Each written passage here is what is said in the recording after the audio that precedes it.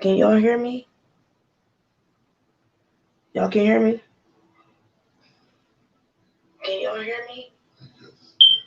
All right, I think y'all can hear me. I'm just waiting for a couple more people to come in. I miss y'all. How was everybody Thanksgiving? How was y'all Thanksgiving? Wait, I don't like this screen, y'all. It's like real blurry, so I'm gonna take it off.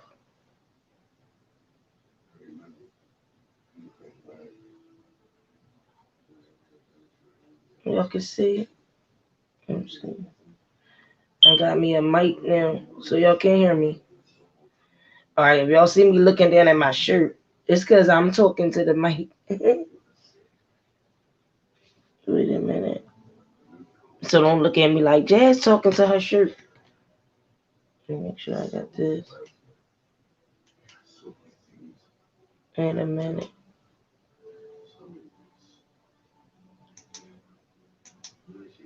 Okay. Like that one. All right. There we go. Okay, great, great, great. I miss y'all. How was your Thanksgiving? Oh, you welcome. Yeah, I came on because I wanted to talk about a few things. I was hoping everybody had a beautiful Thanksgiving. That's for one. For two, I hope that everybody was with family. I hope everybody keeping the masks on, and I hope everybody is being safe because we are going to be having an upcoming rally for Robert Sylvester Kelly, which is going to be in a matter of less than 8 days. So I did notify New York, and they said it is okay for us to come. The only thing is anybody who's coming, they have to had already been in their state quarantined for 12 days before they come. So like if they come, then they had to be in their state for 12 days without going to any other state before they come to New York. Like say if you live in Chicago, for instance, you had to be in Chicago for the last 14 days. Like you can't you couldn't have been traveling to one state and another state and then now coming to New York. Long as you was in your state for 12 days without traveling to another state, then you can come to New York. So I wanted to talk about that, and also I wanted to talk about a few things. I hear everything in these YouTube streets, and it's funny because I've been trying to focus on Robert Sylvester Kelly. We have a lot of things that we're going to be talking about this upcoming week. Shout out to those who've been working behind the scenes with this design, the designers, the graphic designers who's been working very hard for this movement. We're actually trying to create an actual movement, which will be for the injustice and the violation of a lot of men's rights, constitutional rights. But we're going to be doing a movement for Robert, but also there's a lot of other individuals whose rights have also been violated due to Time's Up and Me Too, which I didn't know, but have talked to a lot of people over this last past week who are willing to be involved in the movement. So I appreciate them for that. And with me doing all these things, my name is mentioned in the YouTube streets.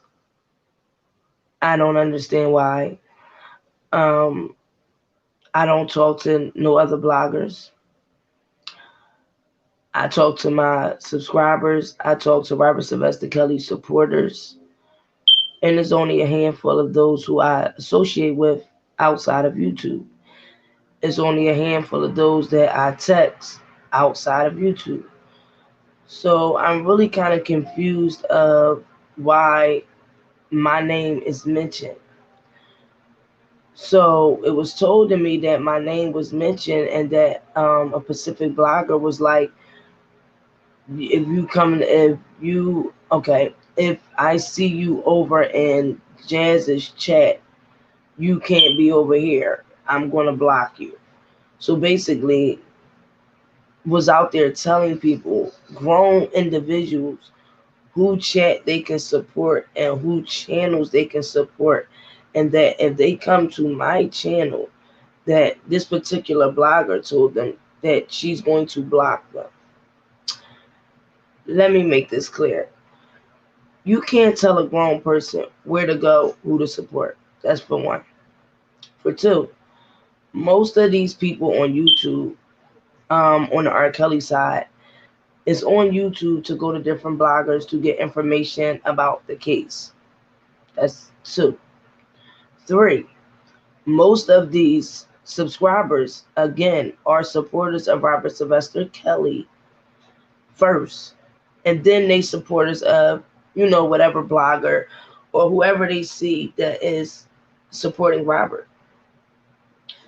What I can't seem to understand is for a grown person, grown, grown, to tell other grown people, oh, you can't go here and you can't go there. And I seen some of y'all in her chat, and if I see it again, I'm going to block you. We're not in kindergarten. We're not in elementary school. Why do people think that telling grown people in a chat where they can go? Why am I that important that you have to tell your audience to don't go over to Jazz's chat? So let me make this clear. Exactly, Precious. When will it end? I don't know, because I don't speak of no other bloggers' names at all. I spoke what I spoke last week because, again, a live was made to me with my name in it. So that's the only reason I spoke. Secondly, it's getting to the point now, it's like, how old are we? And then this man is fighting for his life. These are Robert Sylvester Kelly supporters who go to different bloggers for not one, the commentary, the content, and because different bloggers are actually putting their footwork in and doing actual rallies, marches, interviews, and different things to help this man. And by the way, to everybody who wants the different flyers to give out in their state, please make sure y'all contact me because I do have them, and one of my mods is working very hard. I won't put no names out there, but the flyers are done. For those of you that want to give out some flyers in your state or city, if you can't attend the march, please make sure you contact me so that I can get those flyers out to you as soon as possible, so that you can start giving them out in your city or state or co-workers or anything of that nature. So again, the flyers are done. And if you want to receive any flyers, if you're not attending the upcoming New York rally, then make sure you contact me so that I can get those flyers out to you so that you can pass them out. You can pass them out in your neighborhood. You can pass them out at your job to your colleagues. You can pass them out anywhere you want if you can't come to the actual rally. So that's the point of us getting the flyers out to everybody. So again, people are going to support who they want to support. I would never, ever in my life, ever come on YouTube and tell my subscribers, if you go over here or you go over there, you can't come back to my chat. I would never tell y'all what to do, ever. If you want to associate with somebody, then you can go ahead and associate with them. I'm never going to tell you, if you go to this person's or that chat, you're going to be blocked. And I'm going to tell you the reason why I would never do it. For one, I'm grown. For two, you're grown. For three, a lot of you that are not content creators and just subscribers, you come to the different channels so that you can get commentary and content on Robert Sylvester Kelly, right? So why would I divide Robert Sylvester Kelly supporters? Why would I bring y'all into different beefs that's going on between bloggers? After I said what I said last week, That was it. But to tell a grown person you can't go here and you can't go there, I would never do that to you guys. Ever. And I just want to make that clear. If any of you want to go to any other blogger's channel, you sure can. You can. All I ask is, and it seems like I can't even get this. All I asked last week was for people to don't mention me. If I don't mention you, I don't talk about you. I strictly stay on the case. And now on my channel, we do karaoke and now we do movie night. So, other than that, is no reason for a blogger name to come out of my mouth. For what? Like, it's getting very disgusting to even talk about it because it's like for you to hear a grown woman mention my name and then tell people if I see you over in her chat, you will be blocked. Like, is that serious? Like, you don't have a life? I'm on your brain that hard? Because guess what, sweetie? I have 2 jobs, okay? I have a life. I have a family. No blogger is ever that important on my brain that I'm about to come on YouTube and tell people, hey, if I see you over in such and such channel, you're getting blocked. What? Do you actually believe that these subscribers are going to listen to you? Do you actually believe that you can tell a grown person what to do? And for any subscribers who listen to that, something's wrong with you too. Because nobody should ever be able to tell you where you can go, who you can support. Any real subscriber need to say, come on now, that's childish. What do your commentary about Robert Sylvester Kelly or any commentary you do, what does that have to do with somebody behind the screen typing in the chat? You mean to tell me if you see them in another blogger's chat, that gets under your skin?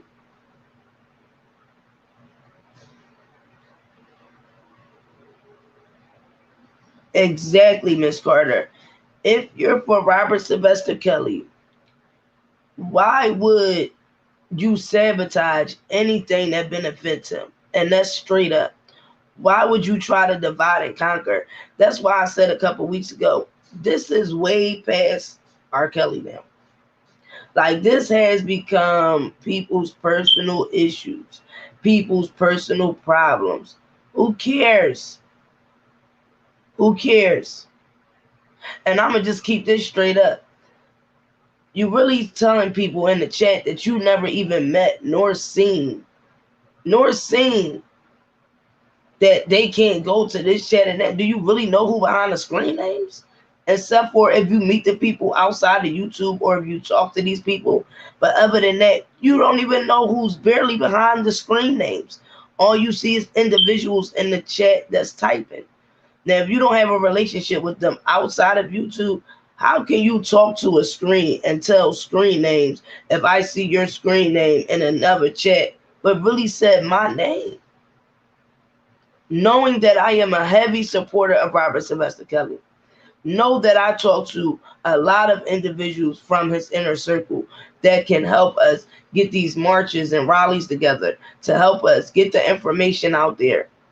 Why would you try to divide and conquer individuals knowing that you're not a part of the inner circle, knowing that you don't talk to nobody that's a part of the inner circle that can get things done that we can't? Like, why would you try to divide and conquer that? I'm not understanding it.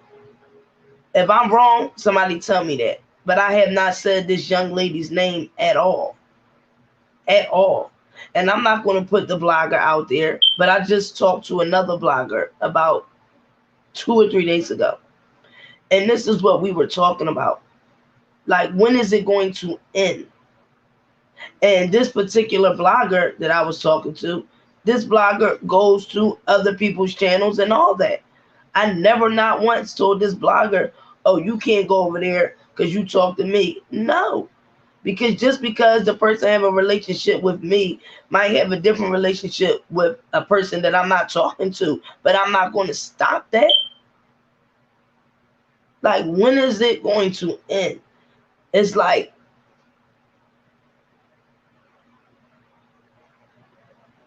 exactly, candy, apple candy. I did too. I did too. And the funny thing about it is, how you going to try to divide and conquer somebody like me who shows up? I show up and show out. I come to every state, every city. Whoever's having anything, I'm with it. I'm coming, right? How you going to try to stop individuals from supporting me, right? When they know I'm going to show up for Robert. So meaning it's beneficial. Are you going to show up in Chicago? Are you going to show up in New York? Are you going to show up in Washington? And then we have a new state, Detroit, that we're having rallies at. Are you going to show up in Detroit? Are you going to lead your followers to Chicago, Washington, New York, and now Detroit? We just picked another state to get this message out about what has been done to Robert Sylvester Kelly. Are you going to set up these interviews with these radio stations? Because I set up 3. Are you going to get this information out to a major media outlet? Because I set up 2. Are you going to get this information up in the newspaper? Because I already hit one newspaper already, doing the New York Post in a matter of less than a week. So why would you ever try to stop anything that's beneficial to Robert Sylvester Kelly? Just because you have a personal beef with bloggers. Okay, I get that. I get it. But what do they have to do with Robert Sylvester Kelly? Most of your subscribers are supporters of Robert Sylvester Kelly. Most of them. That's why I said it's not about Robert Sylvester Kelly no more. And for the individuals that claim they love him and they support Robert and all this, don't get in the midst of this dumb stuff. Support that man because he needs it. He needs it. All these childish games is like, come on. How are you trying to say somebody else's name because something happened to this person? Everybody's grown. I have nothing to do with what nobody else is going through at all. Because when I was going through stuff, I had to put my big girl panties on and keep it chucking. I said what I had to say last week, and that was it. I didn't come back up on this screen telling nobody where they can go, who they can follow, none of that, because I would never do that. I got more integrity than that.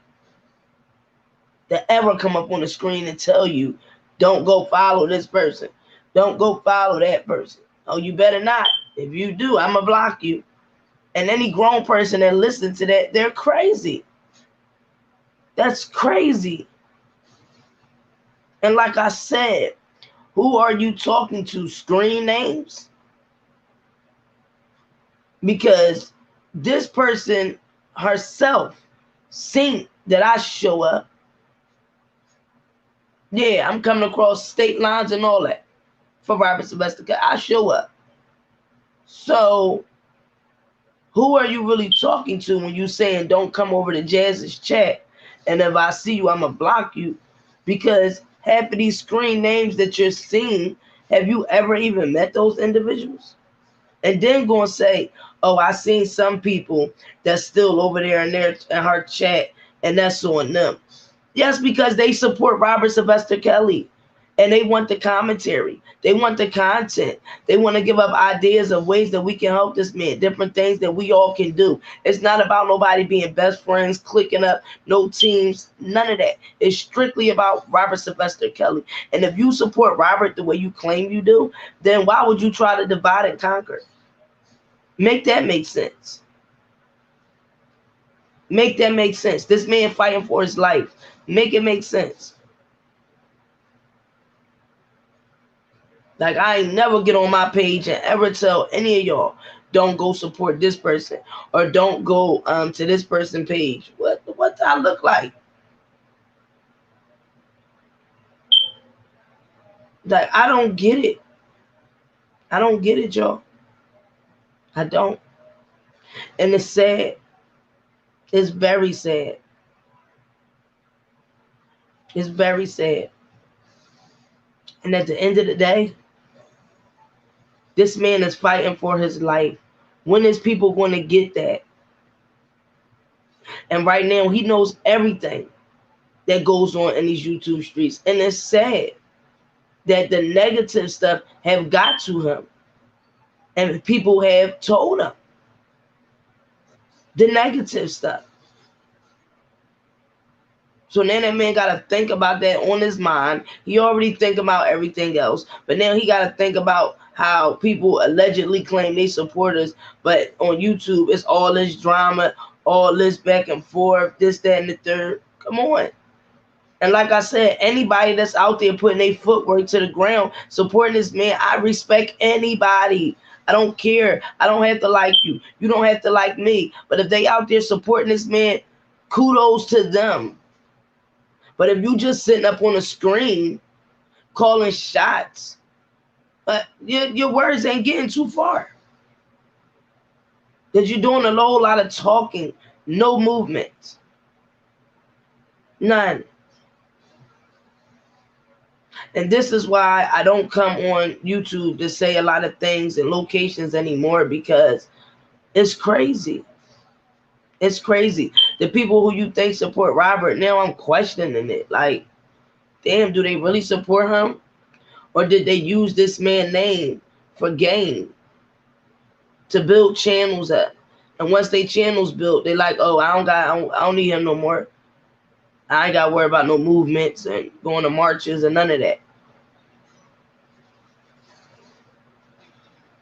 It's real petty, Precious. It's so petty, it doesn't make sense. Like, we got to be fighting after time's up. Me Too, Mute R. Kelly, Surviving R. Kelly. They the real enemies. But you see people talking about bloggers more than they talking about time's up. Me Too, Kim Fox. Go talk about her. She's the real enemy. Go talk about Michael Avenatti and how the judge just gave him an extra damn 20-something days to be out. And he's convicted felon. Go talk about that. Talk about the superintendent, Eddie Johnson, who now is facing sexual assault charges, who was standing next to Kim Fox when she made that statement about Robert Sylvester Kelly. Go talk about that. Stop talking about unnecessary stuff. I can't believe it. Like, I'm really shocked that this blogger just said my name. I really am. I really am. I know some people might say, oh, I don't know why you shocked or whatever, because I give people the benefit of the doubt. And I'm a grown woman, and I thought that other people was grown too. But when you start using your commentary to bring my name up, and I don't even speak your name, then when you basically saying you checking out my chats, or anybody that's in her chats, and I be seeing people in her chats, and they took Dream Team off their name, that's what I was telling you on Passionately Gangsta's channel. A lot of people support Robert Sylvester Kelly, but they don't want to be a part of any teams. I kept saying that on Passionately Gangsta's channel just because I was a part of a team. Everybody else was telling me, and I'm not going to put their names out there because I'm not into that. But people were coming to me telling me they did not want to be a part of it. They just wanted to support Robert. But when I said this on Passionately Gangsta channel, everybody took it the wrong way. Everybody tried to switch my words up like I said something wrong. Everybody don't want to have beef. Everybody is not built to beef. Everybody is not trying to go to marches and rallies and they beefing with this person. Just because I'm willing to rock with a team and beef with people, everybody's not with that. And at the end of the day, it gets to a time where it's like, okay, what are we beefing for? After a while, nobody's not doing anything. Nobody's not really risking to go to jail.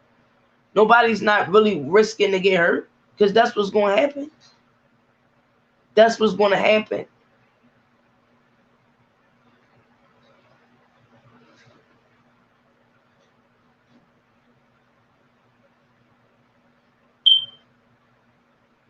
Like I don't get it, y'all.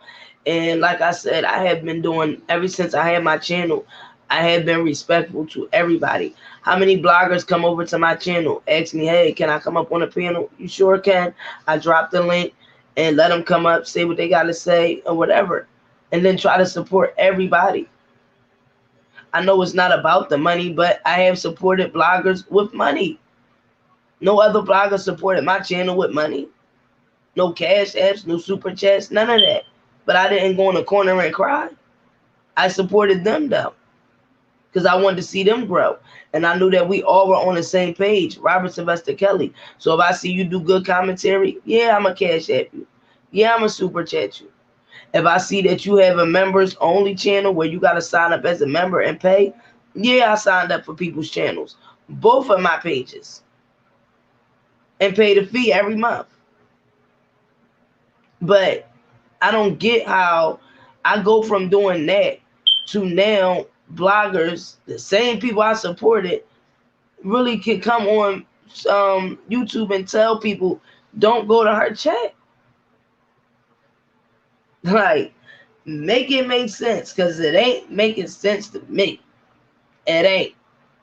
Sorry. Yeah, they are laughing. And you know what's so funny? People sitting back looking like everybody done turned this into, okay, this click, that click, this click, that click. When it should just be all R. Kelly supporters. That's what it should be. All the R. Kelly supporters, everybody come as one. That's what it should be. Straight up. Now, I don't mind if people got their own side clicks or whatever outside of the R. Kelly case. Okay, fine and well. I know a couple bloggers who made up names for their subscribers. Cool. But we're not going to act like that. Most of these bloggers came on representing Robert Sylvester Kelly hard. And most of the supporters are supporters of Robert Sylvester Kelly. We're not going to act blind and act like that's not what it was. Especially everybody that's on this side speaking about Robert and doing commentary on him. They knew that most of their supporters were R. Kelly supporters. Straight up. The hate is definitely real, and it's to the point I gotta move forward. I'm not paying it no mind. All I wanted to come on here and say is don't forget tomorrow we're doing the R. Kelly versus Kel's karaoke. We will be doing that, and we also will be celebrating Sonia's birthday tomorrow. So make sure y'all be here 6 o'clock. Um, I love all my moderators, and that's what I want for the rest of my moderators or any of my subscribers. Make sure y'all send your birthdays in. My mods and my subscribers. Make sure y'all send your birthdays in. I want to make sure that I never miss y'all birthdays in the day that y'all were born. I want to make sure that we're always celebrating um, everybody's born day. I think that's a very special day. And I just want to make sure that we're never missing nobody and that we acknowledge you on your birthday. So if I don't have it already, if you could put it in the chat, and again, contact me on the channel's number and just, run it past me. Hey, Jazz, this is my birthday. And we want to make sure that we're always celebrating the mods and the subscribers' birthdays. So don't forget, tomorrow at 6, we will be celebrating Sonia's birthday. And the funny thing is, my sister's birthday is Sunday, the 29th. So I'm going to see if she could come in tomorrow and join the chat and come up on the panel and say a few things, because her birthday is right, tomorrow as Sunday, the 29th. And my uncle that died, my mom's brother, his birthday is November 29th, the same day as my sister. So I'm going to try to get my family in here tomorrow because we're celebrating Sonia's birthday and celebrate a lot of the early Sagittarius. Anybody early Sagittarius, if your birthday is near the 27th, 28th, or 29th, make sure you're here tomorrow because we will be celebrating. Yes, Miss Carter. Cancer Nation. That is me. Cancer Nation.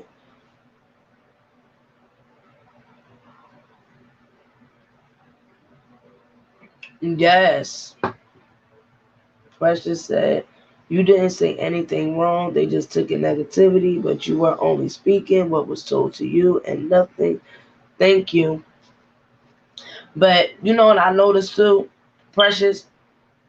For the people who did come and tell me, like they didn't like what happened at Washington and, they don't want to go to no rallies and, have to go through that again. And they were like, Jazz, you sure you're not beefing with nobody? And, why you ain't tell us that you was beefing with people and because our safety was just at risk. And I took the blame. I took the blame. I apologize for what happened. I yeah, I took the blame. And I told them that I will come publicly and state that everybody doesn't want to be in a group. And I did. Whoever don't like it, at this point, I can care less. For the people who told me that they didn't want to be a part of the group, but they did want to support Robert, and they got stuff to lose, and they don't want to be a part of the drama, and they don't want to be a part of the bull crap. They just want to support Rob. And they was telling me it don't look good with representing Robert Sylvester Kelly and all the beef every day. And I respect my elders. There's a lot of older people in their 60s that were talking to me as well.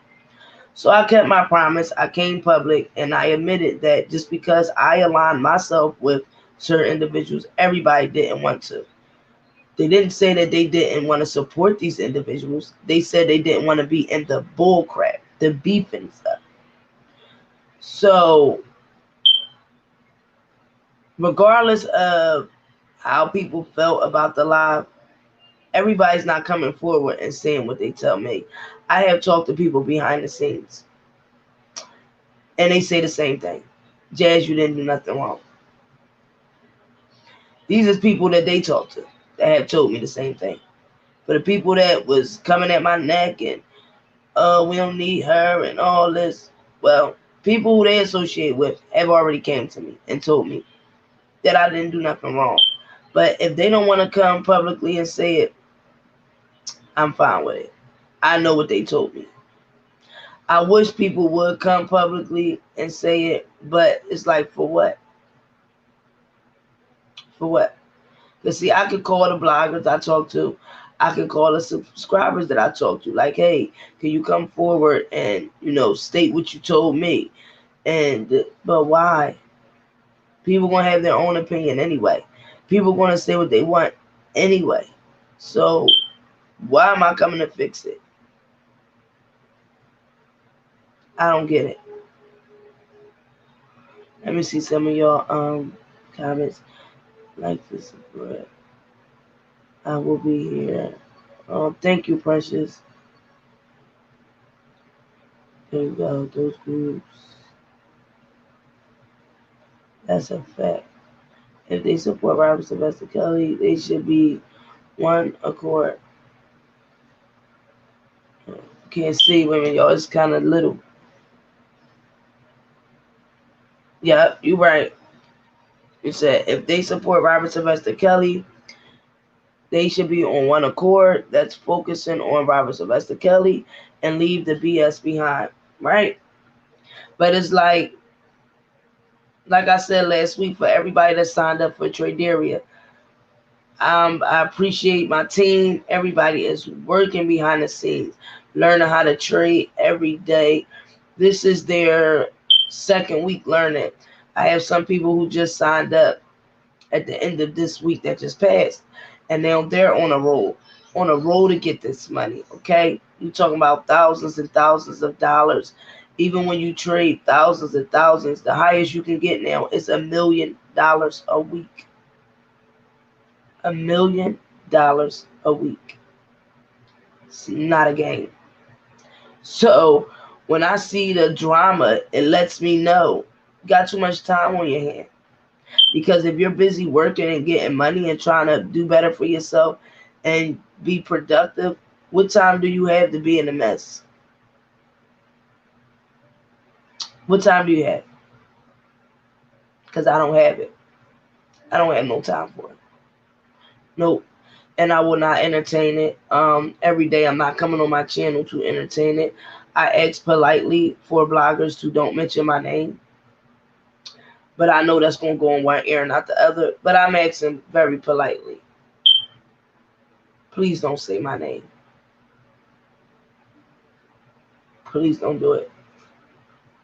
You can get your own ratings and stuff without having to say my name. I'm pretty sure of it. So don't use my name in your commentary. It doesn't look good. It doesn't. It looks real childish. Very. Especially when I'm not even speaking your name. And I won't do it right now. I will not. So that's how grown women handle stuff. You got a problem, whatever city, state you live in, I don't got no problem pulling up. And we can talk face to face. But this here thing going on YouTube every other week, keep dragging it along. Keep dragging it. I'm not that. Nah. Type of person I am, I'm a Cancer. And I love hard. So the same way I love hard, when somebody disrespects me or when I feel like somebody is like calling me out or something, I like to handle stuff to that person. I don't like to bring other individuals in it. So when you say you have a problem or when you say you dislike me, I like to come to you and figure out what's up so we can try to, you know, get to a core that you don't have to say my name. I don't got to say yours. But when you keep making me relevant and I'm not even saying your name, that's a problem to me. Why? I don't get it. Why?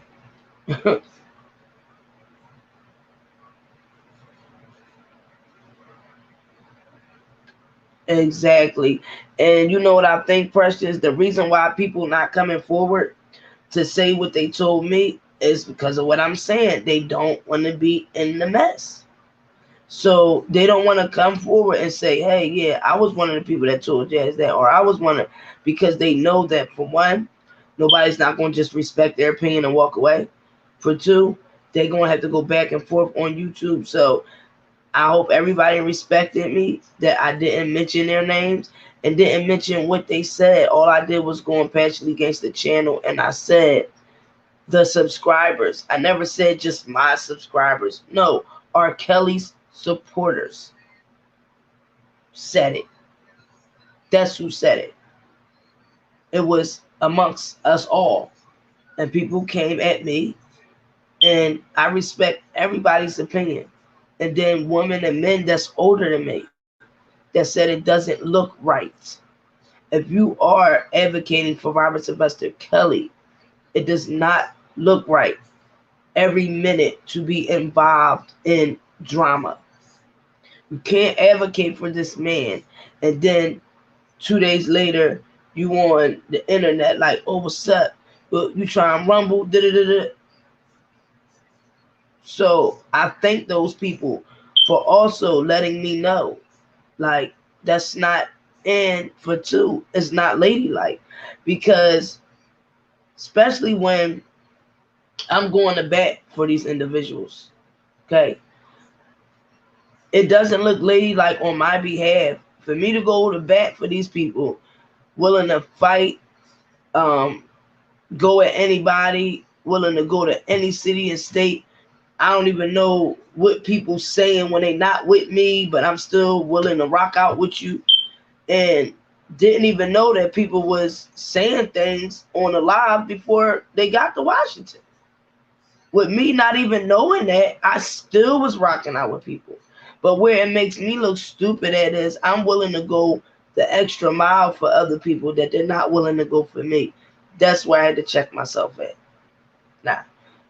Cancers, anybody know a Cancer, we love hard. And anybody we care about or anybody who we associate with, we like this. and cancers will go at this one, go at that one. That's how loyal we are. So it makes me look real like crazy when I'm ready to go over state lines to support individuals that's willing to throw my name under the bus in 2 seconds. No. Mm-mm. Nope. Nope.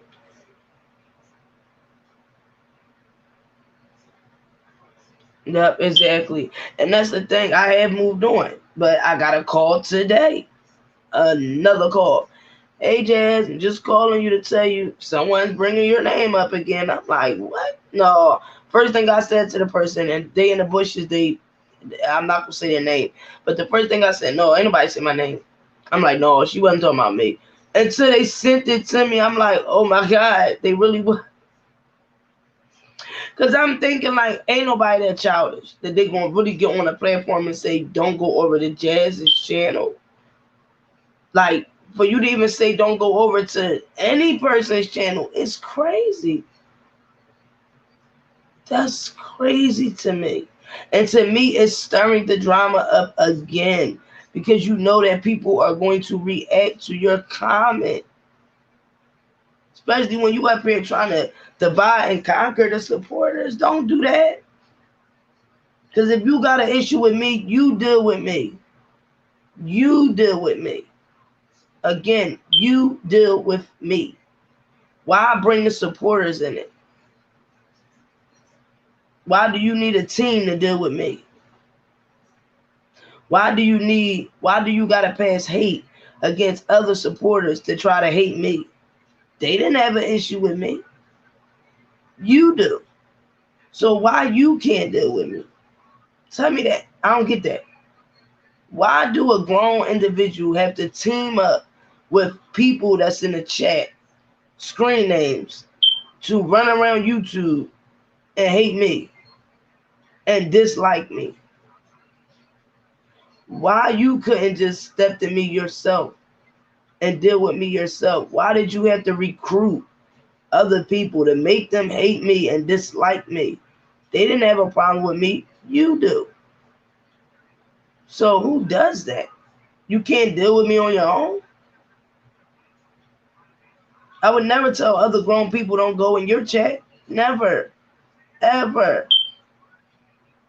Because my channel is specifically to bring the information about Robert Sylvester Kelly and all the injustices that's going on around the world. And also, I talk about a lot of different things far as health. Everybody knows that. My sea moss and the different herbs and stuff to keep our immune system strong.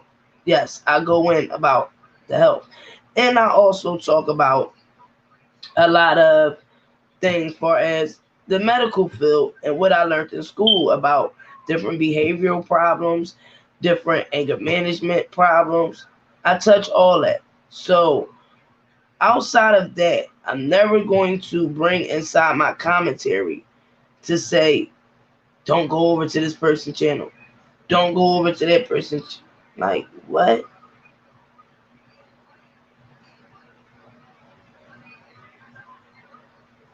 Exactly. Yeah, I don't, and it makes me think like, um, was some of these people, was that the objective from the beginning? Because they're not fighting for their life. He is. And to see this man fighting for his life and you want to keep trying to conquer, divide, keep stuff going, never said your name not one time. So now I think that the supporters, what they need to be looking at is the person that's saying that. Don't go to this person's channel. Don't go. And I seen some people over in her chat already, but that's on them. They're grown.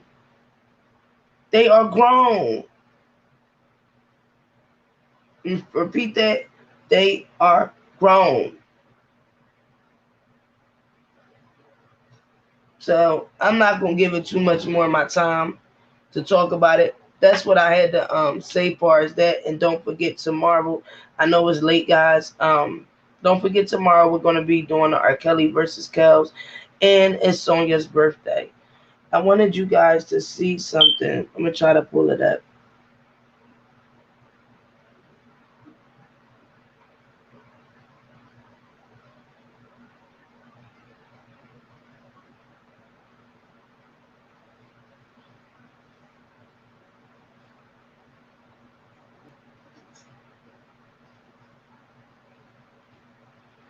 I think I might have to pull it up on here.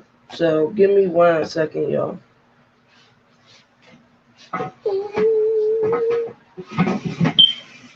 I keep forgetting, y'all. I got this mic.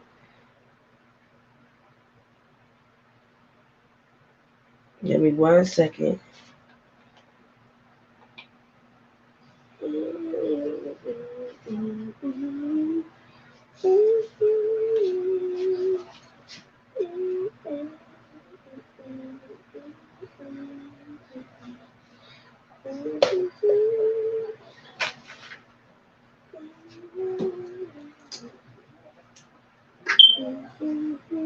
Give me 1 second, y'all. I'm gonna try to look on the actual.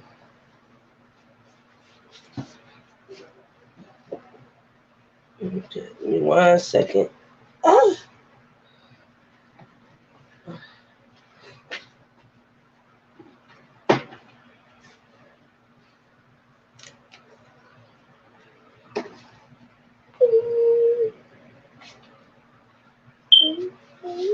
Power on.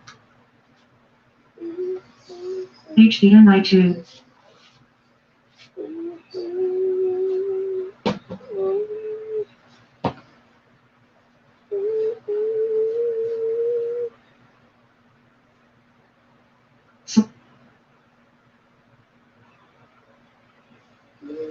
HDMI 2.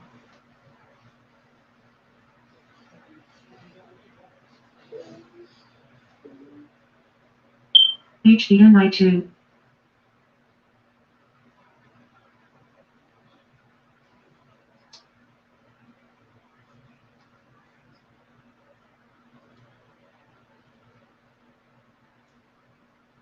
HDMI 1.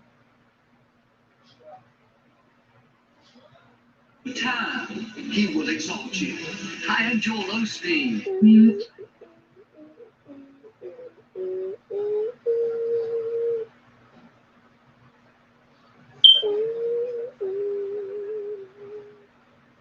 YouTube.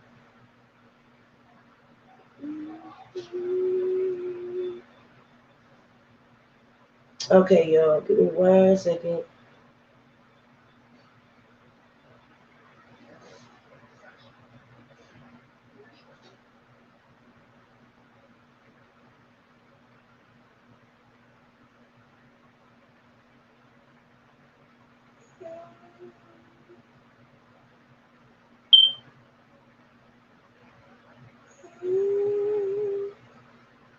Okay, I'm gonna try to turn it around so we can see it.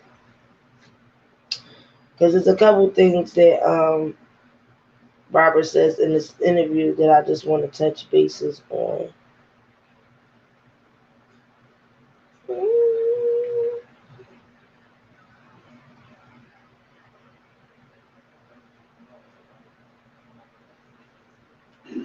Unmute. To do right now is called Mute. Okay, let me see. Make sure that y'all can see. I'm gonna pull this real quick.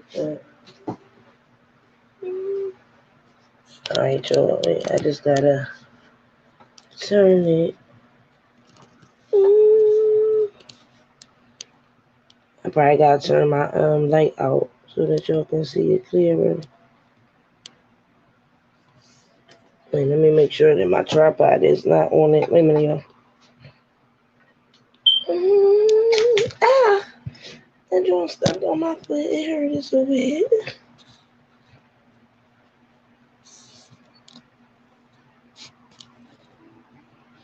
Wait, y'all. I want to make sure y'all can see it clearly.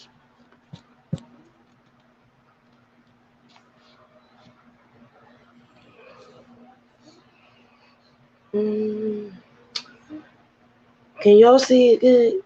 Cause I don't wanna I might have to dim my light. Wait a minute, let me dim the light.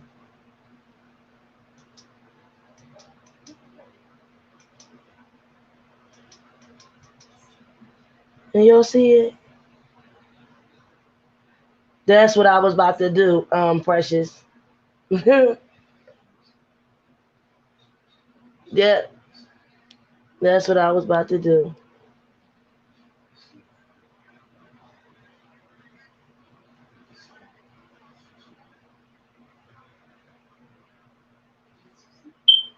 Because we're gonna do a reaction video. I'm gonna probably do it tomorrow since it's late, but I did want to do a reaction video to it. I know Sharon did one. I think she did.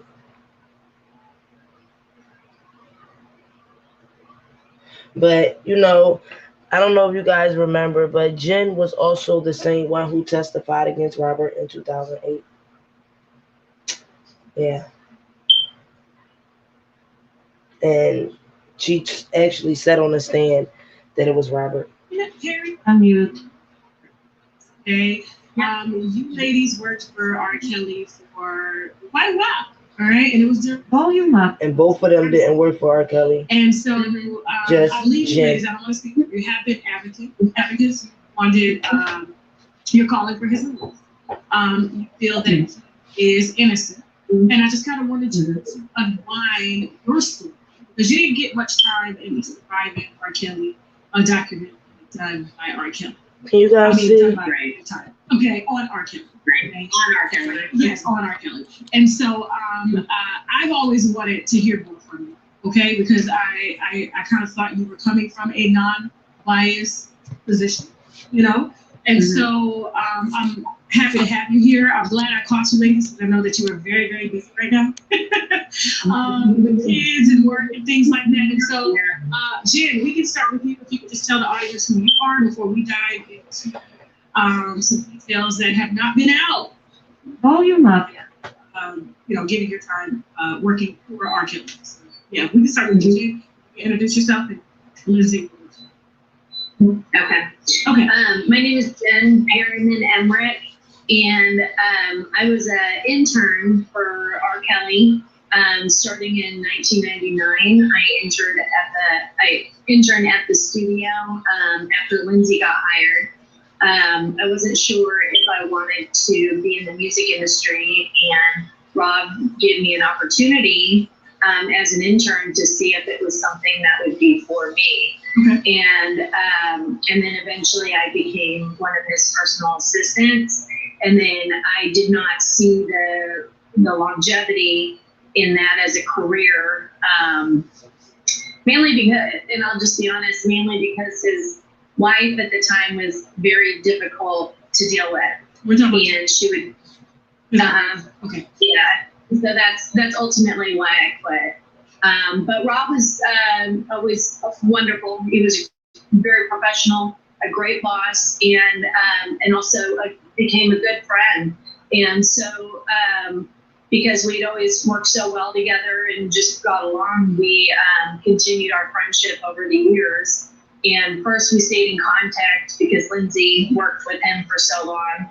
And then eventually I moved out to Las Vegas. And every time Rob would come in town to do a show or for the Billboard Music Awards, he would always make sure that we would meet up, have dinner, go out to clubs. And then up until he got arrested, we'd always just stayed in contact over the phone. Okay. Okay, great. Thank you. Lizzie, do you want to introduce yourself? My name is Lindsay. Yeah, I'm Lindsay Perryman Dunn. I started working with R. Kelly in 1999 after I graduated from audio recording school from Tempe, Arizona. We're from Chicago, so it was natural for me to come back from my program in Tempe, Arizona and do an internship. At the time, Chicago had Chicago Recording Company and Chicago Tracks. Those were the two places for audio recording engineers to intern and then get hired.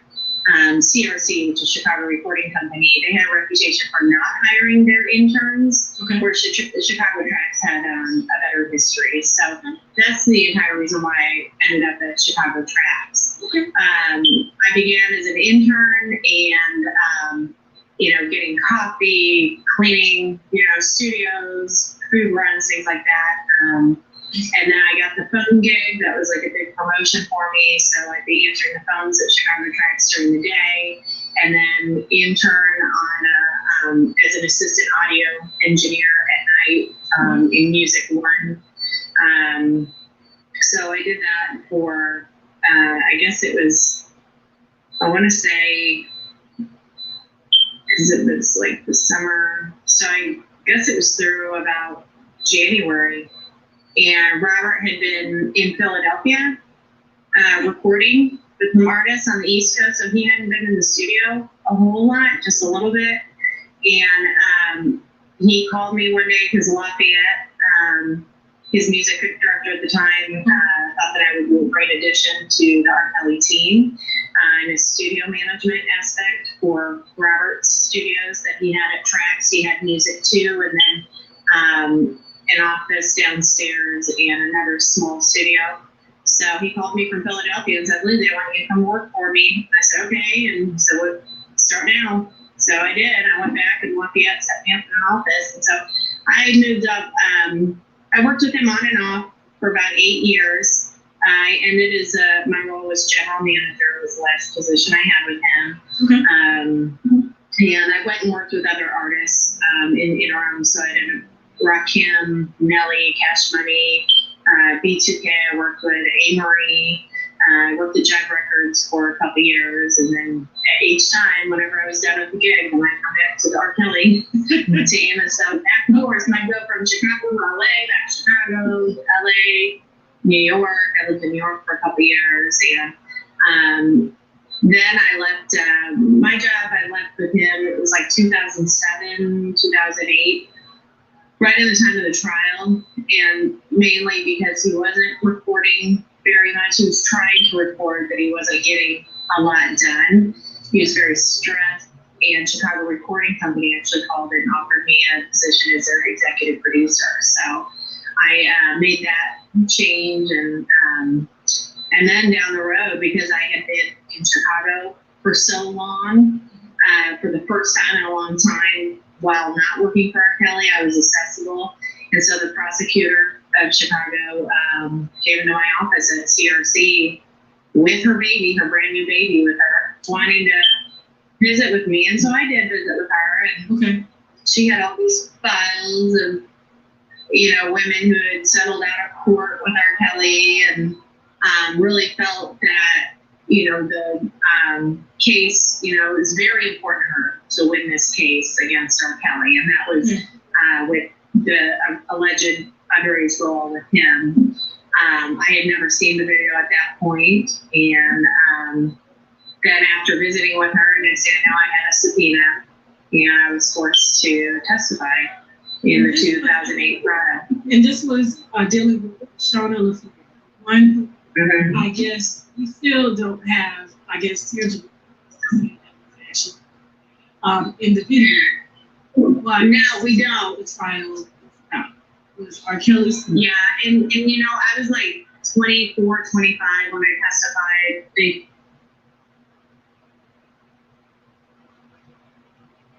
What happened? Wait a minute, y'all. I don't know what happened. Oh my God. Did something cut off in there? Huh? Wait a minute, y'all. Again, you can see it. The seat. YouTube.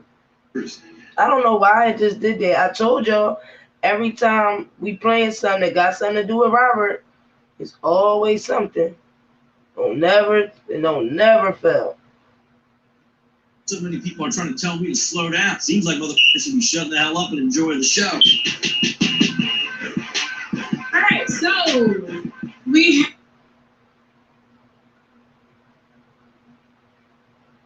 for about 8 years.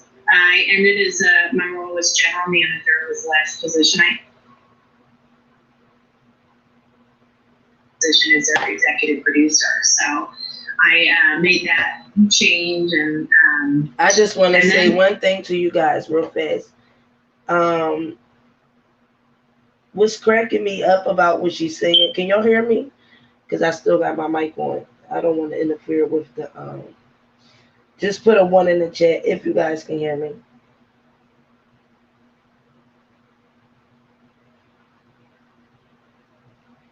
I think it might be on a delay. Yeah, just put a one if you guys can hear me. Okay, bet. The part where she just said she never seen the video. Let me make this clear. That's a lie.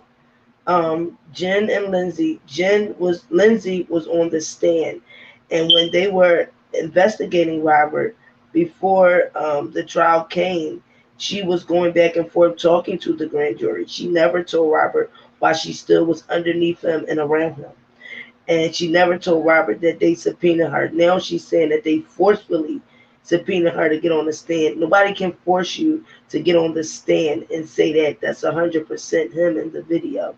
That's bullcrap. You could have got on that stand and said, no, that's not Robert. Nobody forces you to say, I'm 100. I think she said, I'm 110%. I don't quote me. I got to get the actual saying, but she said over 100% that was Robert and Rashonda on the video. So let's go back and listen to these lies.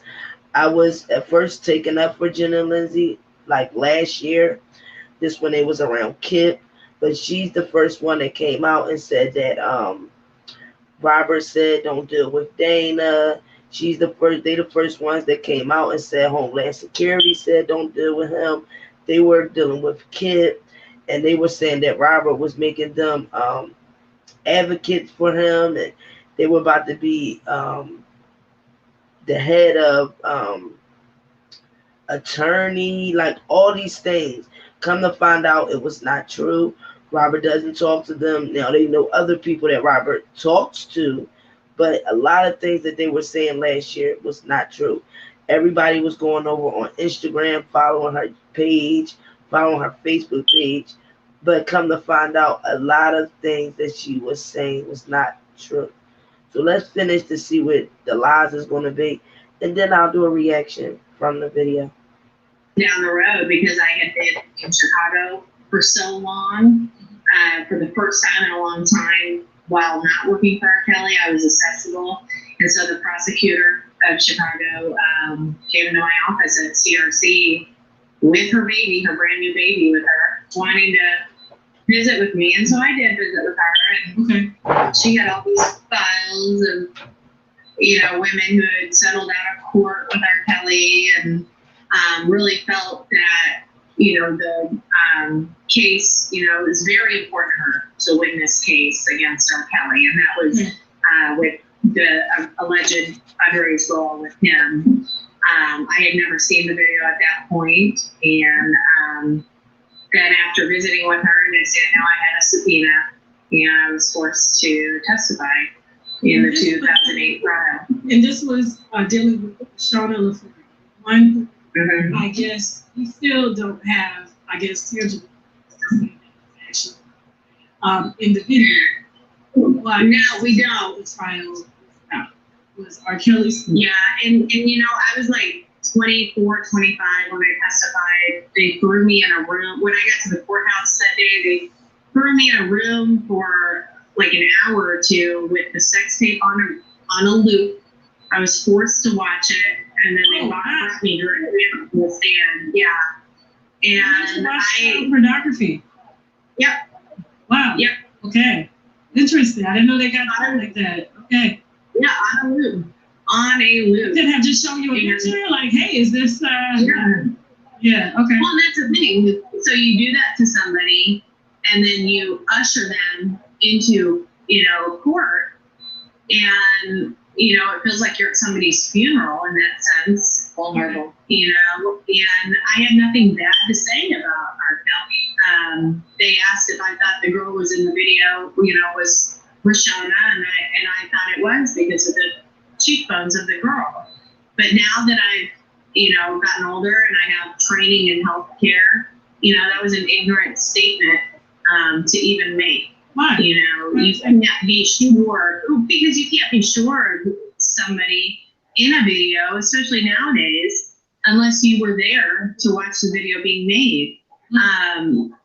You know, the person in the video, it resembled R. Kelly, but you couldn't confirm that it was him. The person in the video resembled Roshona, but it also resembled a young Lisa Van Allen. So, and those are two people that are familiar to me. So imagine how many people it actually might, you know, match up to.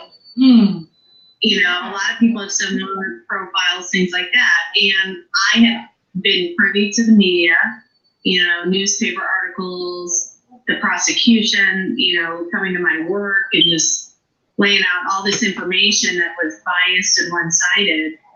And I, you know, it would be safe to say that I was in a very manipulative relationship with the prosecution of, you know, of the Chicago area for this trial. And I'll say, you know, as a witness at that time with Lindsay, when I remember back in 1999, as an intern for Rob, I was just coming into the studio, my daily shift, and one of the security approached me and he said, "Hey, has anybody from Sparkle's camp," which was an artist that Rob had dropped from his label. He said, "Has anyone from Sparkle's camp contacted you and or been in contact with you in any way?" And I said, "No, I mean, I haven't heard anything." And I said, "Why? What's going on?" And he said, "Well, they're trying to get Rob to pay him or to pay her $250,000, or they're going to take some tape to the press, not to the police, but to the press." And I said, "Oh, wow." I'm like, and I said, "No, I haven't heard anything." And I said, "Well, is he going to pay it?" And Roshona is Sparkle's niece. yes. So Roshona is Sparkle's niece, and then Rashona's dad, Greg Landfair, is a studio musician on many of R. Kelly's albums. He was a guitar player. Okay. So Sparkle was the link for that relationship in general. And then the reason why Roshona and her brother were around the studio were because Dad was there playing, you know, guitar, studio sessions. And I remember her mother worked full time as well. So he employed them. and Rob values family very much. So he had no problem with anyone bringing their children to the studio. Well, and we had been introduced to Roshona, as I mentioned, as a nanny. She was at the Olympia Fields home with Drea and baby toddler Joanne, and she was introduced as the babysitter and family friend. And it was not. Was she in the time? She would have been 15, about 14, 15 years old, just as a babysitter. Never saw her alone with Robert. Always saw her with Drea. And the only time that I saw her at the studio, you know, by herself, meaning without Drea, was her and her brother came, you know, with overnight things like pillow blankets, because their dad, Greg, was recording his guitar overnight, because that's Robert would work overnight and then people work overnight. So they came to stay, and you know, it was very telling, because hindsight is so 2020, is that for one, you know, the only reason why anyone thought that relationship was weird is because Lafayette, the music director for Robert at the time, he had mentioned openly to me and Donnie Lyle, who later became Robert's music director, had mentioned that that was a weird scenario right there, pointing to Roshona and her mother sleeping over. But he didn't go into at the time. You know, I don't know. Within the same age bracket. I mean, a couple years apart.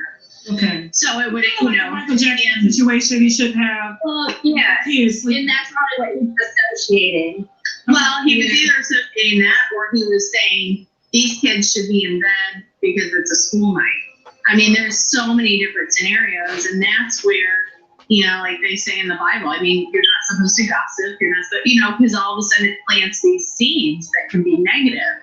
So something that was innocent of maybe mom is not available and has to work, and dad is stuck with the kids, but he has to go, you know, play guitar, and the only place that the kids are allowed, you know, is to go with dad. Right. You know, I mean, you got to look at the different scenarios that can be out there. I mean, it's not, I wouldn't compare it to a Michael Jackson situation because Robert didn't have kids in the studio like that. He was always surrounded with his, guys who he played basketball with. Okay. And there were only a close knit, a few women at a time that would come, through the studio as well.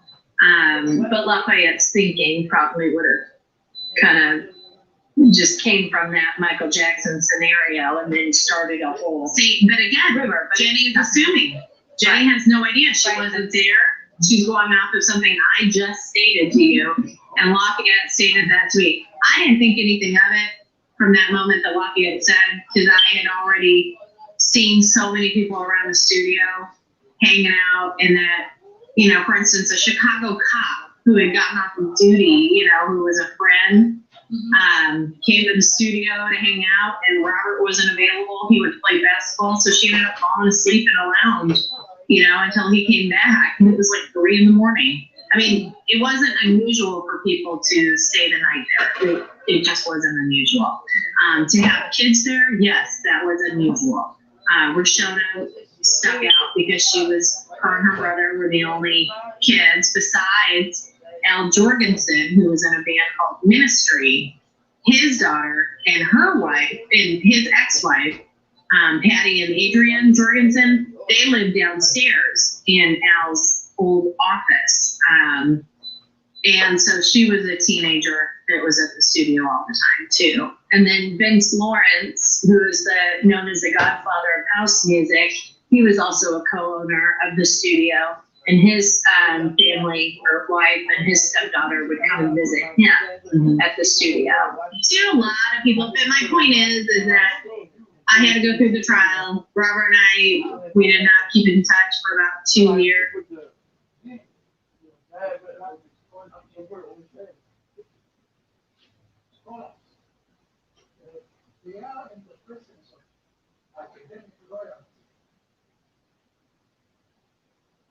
He graduated a first-class honors degree in social science from the Sorbonne University at a tender age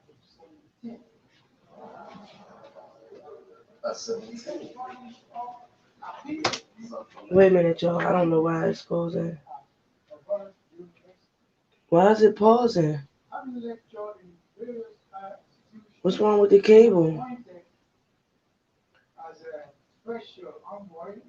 Wait a minute. I don't know why it's doing this.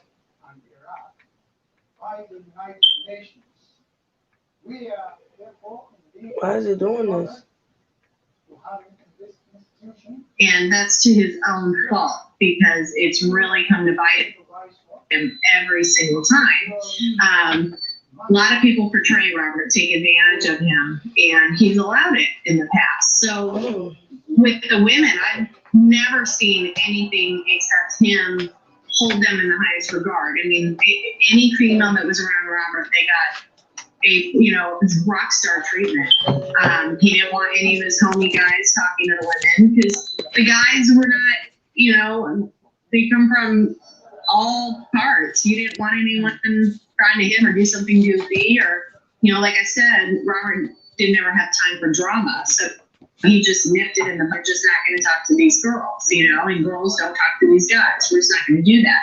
You're here to hang out with me. You'll hang out with me. We'll have a good time.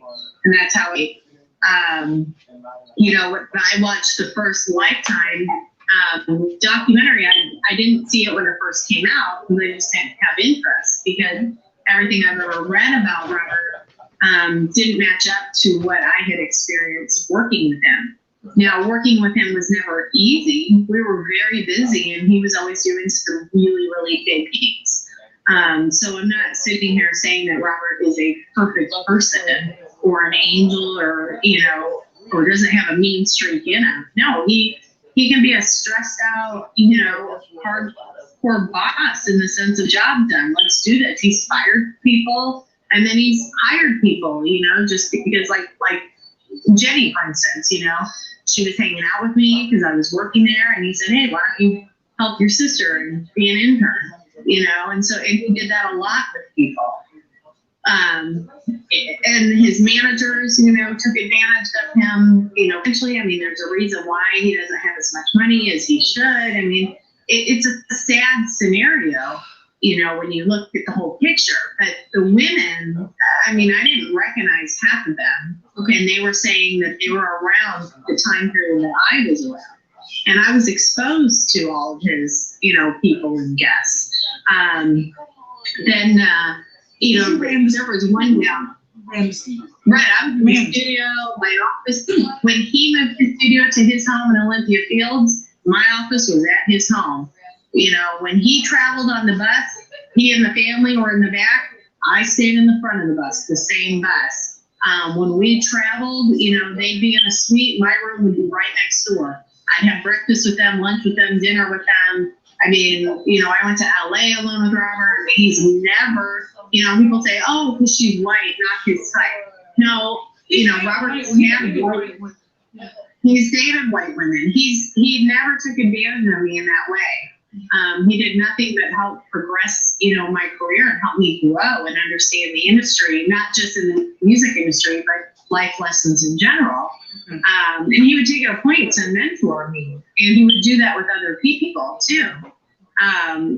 But he got in creative zones, you know, his recording engineers, not, you know, like there are a couple of them that come to mind, you know, James Lee and Dylan Eli, and they were in the room. And if Robert's cutting vocals and it being done correctly, or, you know, the engineer happens to be, you know, rude to his guests in the room, you know, he would snap at him, you know, nip it in the bud.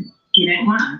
And the guys didn't like that. They wanted to just you know, like recording engineers wanted to work in a happy environment. They can just talk to everybody and just, you know, it's all good in the room, and, you know, it's just open.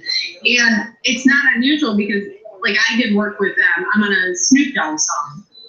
Can I get a flick with you? Okay. And so I was hanging out at Snoop's camp for a while when I was in LA, and Quasi Day, and Joseph Weinberg, his producers, really wanted me to work for Snoop in the same capacity that I did for R. Kelly.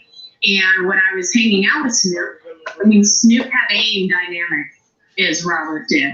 I mean, you walked in the room and there were a lot of people in the room, but Snoop was at the console, you know, the recording console in the room that it was set up.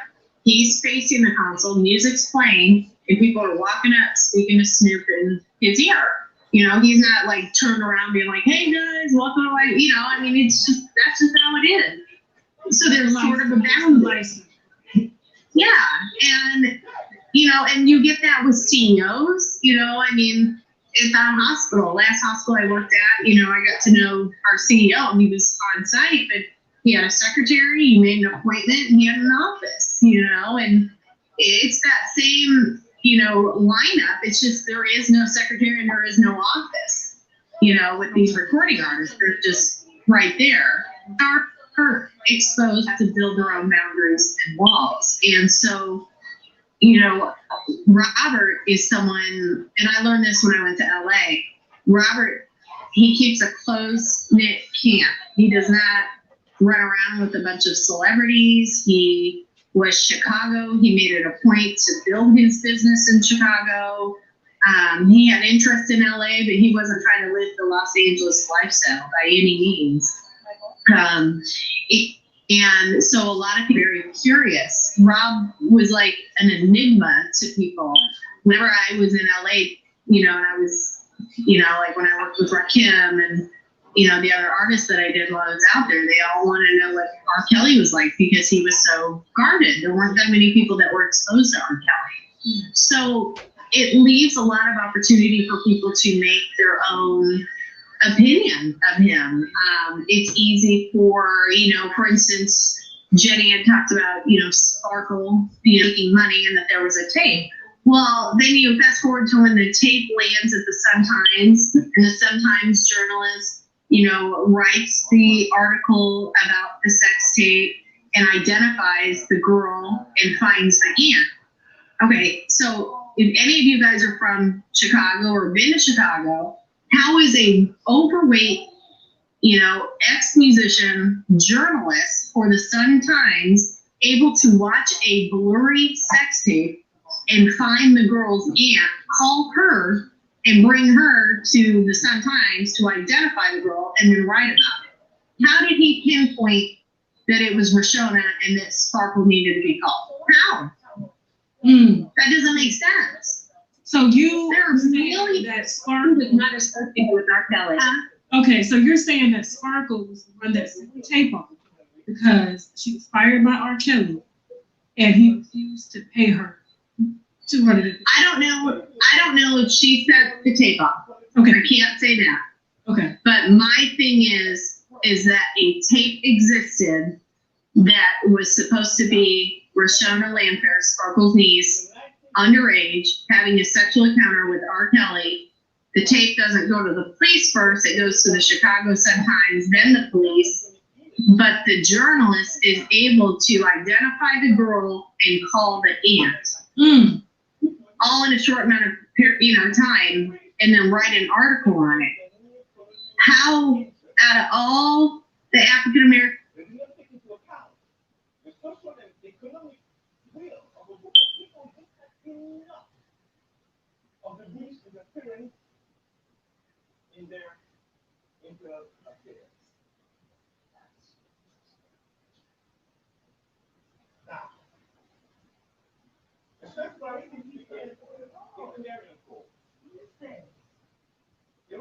Why's the cable cut off?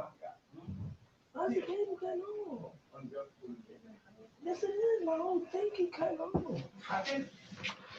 I'm sorry, y'all. I don't know why I keep doing this. Give me a second. It's crazy. There's something wrong that it keep doing that. Hospitalized with COVID-19, with about YouTube. dying every.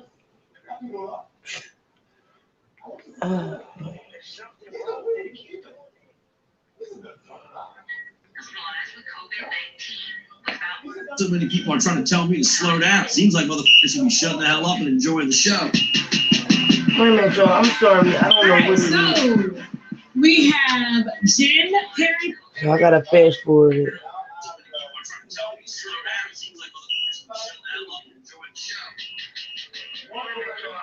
kids should be in bed because it's a school night. I mean, there's dinner with them. I mean, you know, I went to LA alone with Robert. He's never, you know, people say, oh,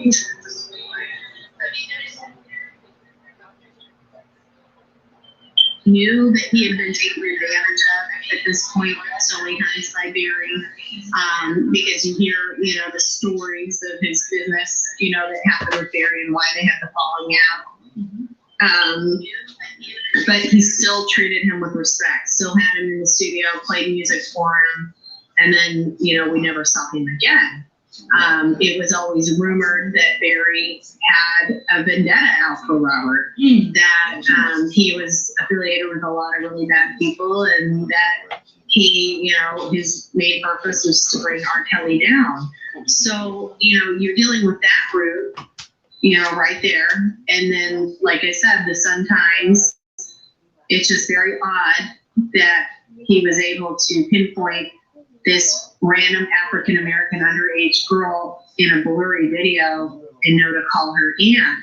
And then you hear about the threats of Barry Hankerson. And I know, you know, I've heard from, you know, camps of like Missy Elliott and Timberland, you know, they had their own falling out with Barry, but that they felt like almost like, you know, slaves to him, that, you know, indentured slave. I mean, they felt like they could not get out of their business deal with Barry. So Barry is, I want to make it clear just in case the audience is probably, Barry is the uncle to Aaliyah. He what? He's the uncle to Aaliyah. Yes. Yes. Yes, he's Aaliyah's uncle. Mm-hmm. Okay, so here, Yeah, and that's two people that are working for R. Kelly. Rashona's dad. Yep. Aaliyah's uncle. Yep. And that's the other thing too, is that Barry, you know, it was really important to Barry that Robert developed Aaliyah as an artist. So she was at the studio all the time. They were writing music. And for those of you in the music, I mean, a good example is, I've been told that finding your perfect match is almost impossible. Almost. Well, guess what, baby? No more swipes and left. Because whether you want something big, something small, something new, or you just feel like dumping your old one. Miss Dee Dee of Imperial South Cove is a licensed Georgia real estate agent who is here to help you to find your dream home or to help you get rid of that old one. No matter if you're a first-time buyer or empty nester looking to downsize, she can help you with all your buying and selling needs. Check out Miss Dee Dee by visiting her website at www.imperialsouthcove.com. No one is going to work harder to get you better results. Let's put the wine down for a second, because at times like this, we need to take a shot of the olive leaf extract, because the olive leaf boosts our immune system and has been known to reverse high blood pressure, lupus, diabetes, and certain cancers. Check them out at myoliveleaf.biz to learn more and to order, or simply click the link below in the description box. Now back to the wine. You'll hear about artists all the time. I mean, artists and producers, writers, they keep very close-knit company. Right. We hear about artists coming up living in, so an artist that's signed to another artist or signed to another producer, they might be living in their house, It happens all the time. Jamie Foxx is scrutinized for having a young woman. I think she was like around the age of 19 living in his house. Yeah, exactly. Because they're struggling. Yeah. I guess They're struggling artists. They don't have money. Finds them, they're like, okay, we're going to invest in you. Of course, you have to sign with me. And we're going to provide you room and board. Work on your music, your access to producers. Yeah, Dr. Dre. But then what happens too is, I believe so much time is spent with artists, and lines get crossed, boundaries are broken. Yeah, well, I would say a creative, the best way to put it, I wouldn't say boundaries are crossed. I would say they go on the artistic journey. It's like a painter, when he starts bringing his painting together, he's sketching, and then he starts bringing in the paint, and then suddenly the sketch and the paint are flowing, and then you're starting to see this picture blossom. Right. That's a singer, writer, producer. They're putting in their part, and they're on this journey together. And, like you saw it with Diplo and Sia, and, with the album that they did together, they were on LSD was the group and album that came out. They were on an entire journey together. And who knows what happened in their relationships as they created this album, but they became family, best friends. And I'm guaranteed they were together 24/7 as they were going through this journey. So, Aaliyah was young, but her uncle was facilitating, this relationship and this deal. Her parents were very much involved. She's very close with her brother. I mean, there were family dynamics here that weren't broken, and nobody had concerns. Then there's rumors that, he and Aaliyah were married, and then there's a marriage certificate out there that I heard was doctored. That's not even real. When I started working for Robert, I was not into R&B music. Okay, I was really into like punk rock. I did the whole Nirvana, whole Babyland thing. So that's why I was a contender to be hired for him in the first place, because I wasn't starstruck. I mean, I walked into the room the first time I ever met him, and I couldn't pick him out in the lineup. I'm like, which one's Rob? And he liked me. Because I just didn't. And as I got to work for him and saw his creativity, I mean, he's so talented, the music's beautiful, and I love everything he's done and that I've been able to be a part of. But I was walking in, not naive. I mean, I'd already kind of been there, done that in my lifetime. I got from Chicago, Las Vegas, and the whole thing in my childhood, but or teenage years, I should say. But I knew funny business, when I walked into it. And the thing is that no one ever mentioned Aaliyah. Nobody ever mentioned not to mention something about Aaliyah. It was just not even a topic of discussion. I didn't even know that she had been there, except she had this small dog that everyone always loved. I can't remember its name, but that was the only thing that I ever heard of. It was back in the day when we were recording Aaliyah and the dog. you know, 12 play. That was an old name. So everyone talks about 12 play. And And that was R. Kelly's one of his albums. but that was it. That was it. No one ever said anything else. Same with like, you know, that was the other thing too, is being the way that I was and just, you know, just didn't really care. Like Robert meant nothing to me in the sense that I didn't find him intimidating. I didn't know his history very well. He wasn't a big deal to me. So when I came in, you know, these girls, if they would have been in trouble, you know, I would have been a person that they would have, I mean, I took them shopping, took them to Walgreens, you know, I would have been a person that they could be, I need help, you know, Women, but everybody says girls these days. That's right, women, but No, yeah. is currently right now one of the charges that he is facing is from 2000 involving Rashawn LaFleur, okay, who was identified. Can you hear me? And now I can. Okay, sorry about that. So I do know, let me start over. I do know that one of the charges Rob is facing right now is dealing with that 2000 case involving Rashawn LaFleur, okay? They somehow brought it back, but I know personally, because I've looked at the jail records that were sent to me, how much money he's getting, who he's getting money from, and Rashawn LaFleur, till this day, is putting money on Robert's books. Yeah, that's good. I'm not surprised. I mean, there was, you know, after the trial, her dad still recorded. I mean, I was, you know, I'm not surprised. I mean, they were I close. did hear, because I was told the reason I guess she couldn't testify is because her family had moved to Germany. No, they were in the Chicago area. But the thing is that with that court case, if no one called a person as a witness, or if they couldn't subpoena you, you weren't a part of it.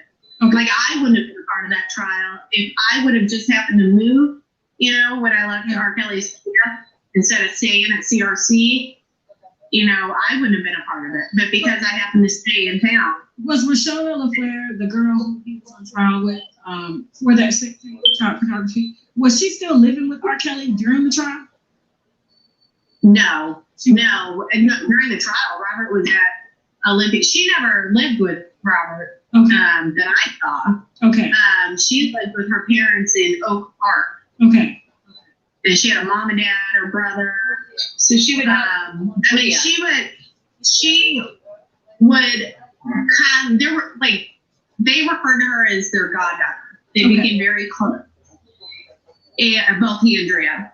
And like when Robert was out of town and I was at the studio, he asked me, can I go pick up Rashona from school? And I would, because her mom was at work, not far from the studio. And I would bring her to Robert's office. She would do her homework there. And then at, you know, like 5:30, I'd drive her and drop her off at her mom's work.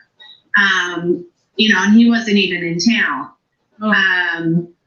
When, you know, we were in Europe on tour, her parents had called because she had gotten in trouble with her boyfriend. She was, I think they got in trouble drinking with her boyfriend. And so Robert was consulted because he was, they considered him like a second dad figure.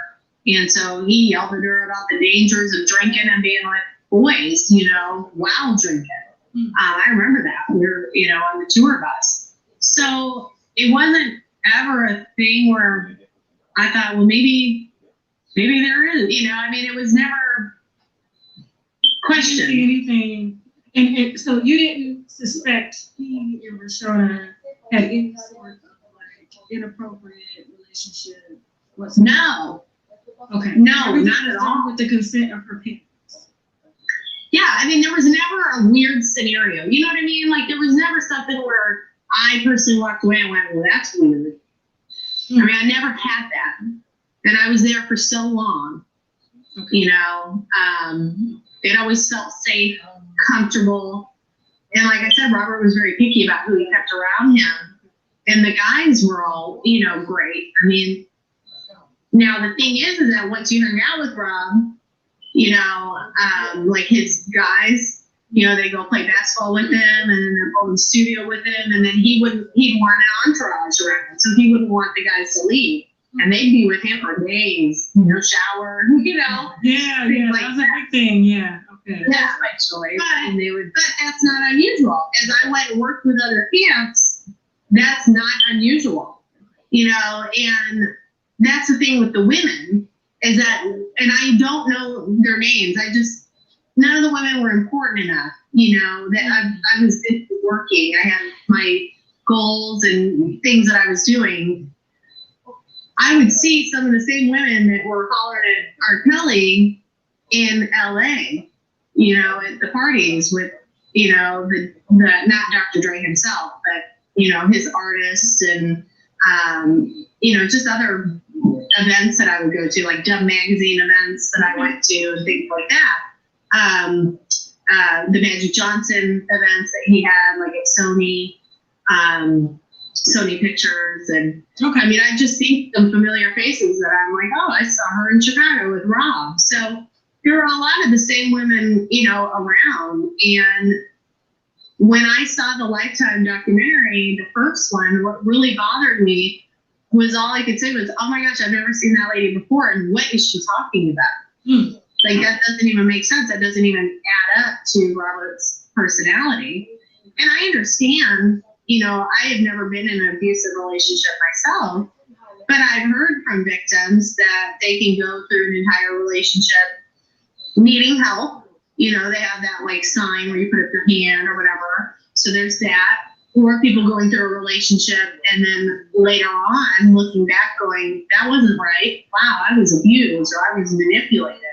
And the one thing that I saw that was just interesting to me is that these women, none of them had police records. And I understand the police, is not for everybody. Not everybody feels, that the police are going to be their safety net. But there was also no hospital treatment for any, wounds or, abuse in that way. Or what was the other thing that I had noticed? Oh, that they all came back and did some sort of legal action with Robert when it had to do with, basically they weren't going to end up with Robert. So basically they had broken up and they weren't going to have a relationship with him anymore. Or, like Tiffany Hawkins, I noticed in the documentary, he said that that baby was not his when she said she was pregnant. And then from then on, she was mad, and it was like, okay, I'm taking legal action now. That was a common denominator for all those girls. And I'm going to interrupt you for a second. I'll say something that I've never been loud about that I told you because it is so personal. When I lived in Las Vegas in my mid-20s, and I was actually roofied and date raped by someone that was around my age, another white male, and I didn't do anything that night. I mean, I woke up and I couldn't remember anything, and I tried to get a hold of that guy, and he didn't respond. And then I slowly over the next day or two, I started to remember events and realized that I had been drugged and date raped. And so I did go straight to the police, and I filed a report, and they had me go to the hospital, I called the police, and they told me to go to the hospital, and they did a rape kit on me. And then an officer came and filed a report, and then they sent me home. And then the police officer called me a couple days later, or a different police officer called me a couple days later, and basically said, if you were going to press charges, he basically talked me out of it. But I did not. The point is, something like that did happen to me. I didn't go and look for a publicist and go to the news. I mean, it's a very personal thing. I called the police. I dealt with it privately. I don't even know if I told you about it. I really didn't tell anybody. It's embarrassing. It's personal. And So yeah, I mean, I have been a victim in my past, and I'm telling you right now, I wouldn't do anything that any of these alleged victims are doing because it is so personal. And when you are telling the truth and you are a victim, you go straight to the police. That's what you need to do as soon as possible. That's what a victim does. And it was so hard. Like when that first Lifetime series came out, and like I said, I was just looking at like, oh my gosh, you know, like none of this is true. It's crazy. And then the only person There were a few victims that did say that they did go to the police. they what? They did go to the police. There were a few, just a few, not a lot, because a lot of times, you know, what we see now is the parents that are around, you know, and the girls Right. out of, I guess, from under having Stockholm syndrome or something like that, or being manipulated. And so that is when they, you know, they just kind of have this epiphany. But I do know, statistic-wise, that when it comes to a lot of Black women, and you know, versus white women, if a Black woman were to go to the police, she wouldn't get the same treatment as a white woman. So I know for a fact, like personally, like that, you know, especially back in that time, like in the 90s or, you know, early 2000s, you know, we're still kind of like Black women were looked at as kind of the lowest and treated that way, unfortunately, because of what's been, you know, what's happened to racism, you know. Well, and it's, but you know, that right there, that what you just said, I mean, that's just disgusting. It shouldn't be that way at all, you know. And I've never seen it that way. And that's the thing, is that me being at the studio, you know, and around him as much as I was, if someone were in trouble, they would have, I really feel that they would have felt comfortable to talk with me. But I didn't recognize, you know, any of the girls on there except Lisa Van Allen and his ex-wife Drea. When Drea, I don't mean to cut you off, but you said you saw her coming around a lot. And Beverly, yeah, okay, and then she even she was around. My advisor to me about her story is that all this abuse, and she left Robert, went and had a baby, and came back with the baby. Yeah. And he got her a car. Okay. They bought her a car. Okay. After he bought her out. And he was in a relationship with her, and then he bought her a house. Mm-hmm. Yep, in Florida. Interesting. Or maybe it was Atlanta. But yeah, she even had pictures of it on social media. But he loved her. I'm going to be very straight and honest. He loved Lisa. Loved her, adored her. She was very important to him. There was another girl, Beverly, that was around. And I just remember her because her mom would always come and bring her, you know, change of clothes, and she was always with Lisa. But Robert loved Lisa. She was very important to him. They had fun. They'd be, you know, laughing, things like that. What about Dominique? You know, What about Dominique Gardner? I didn't know her. She wasn't around when I was there. But she does not have to see R. Kelly go to jail. Yeah, but she still loves. Well, was she the one that was in LA? Yeah, and her mom saved her. Okay, yeah. She lived down the street from her mom. Yeah, that lived down the street from R. Kelly's house. Yeah. That doesn't even make sense, because Robert was in Chicago and she's in LA doing all this stuff. It doesn't even make sense. Robert doesn't have a record label, okay? He doesn't, he had his own record deal and music publishing deal at one time, but he never developed himself enough to have, like, he wouldn't have had an artist in LA recording and writing, staying in a hotel. He never put himself in that position. He never got that car with his business. So what's the stories that the girls are saying that he lured them in with?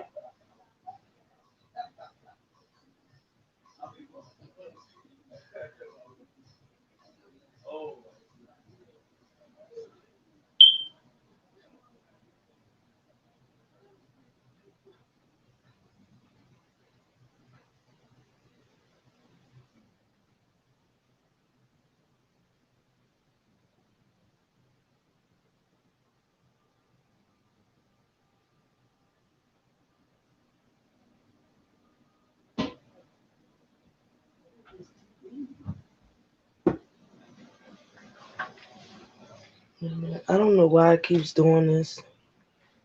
I'm so sorry. I don't understand.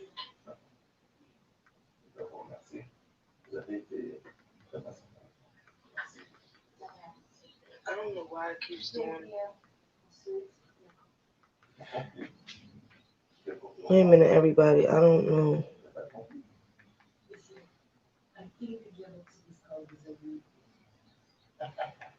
It shouldn't do this.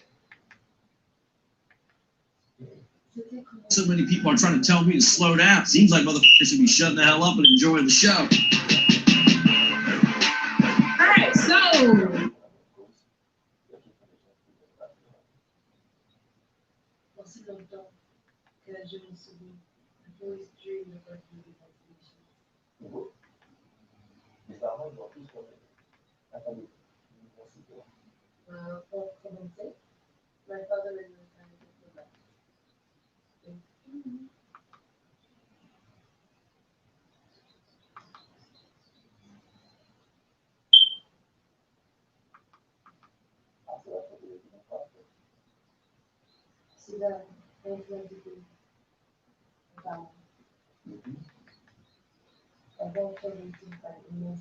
Wait a minute, y'all. I don't know what's going on.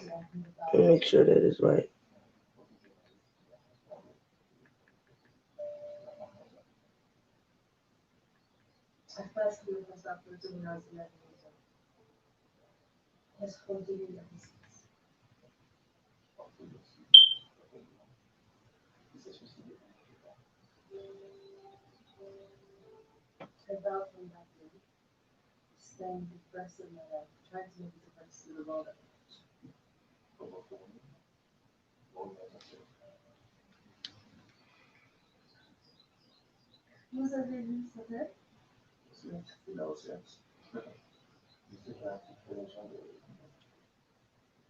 Why the hell so many people are trying to tell me to slow down? Seems like motherfuckers should be shutting the hell up and enjoying the show. all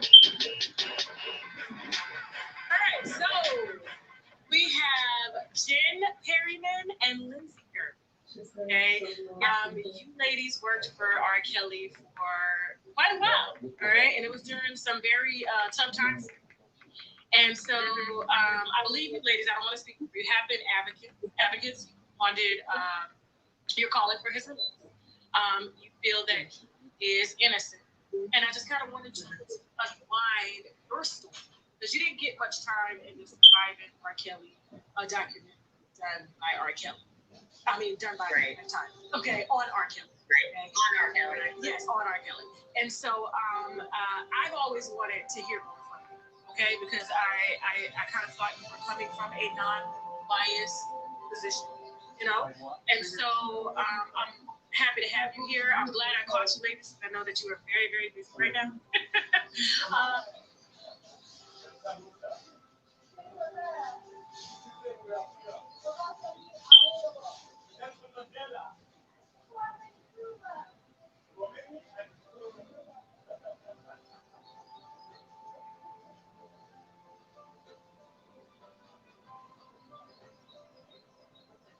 Why the hell so many people are trying to tell me to slow down? Seems like motherfuckers should be shutting the hell up and enjoying the show. All right, so we have Jen Perryman and Lindsay Perryman. Okay, you ladies worked for R. Kelly for quite a while. All right, and it was during.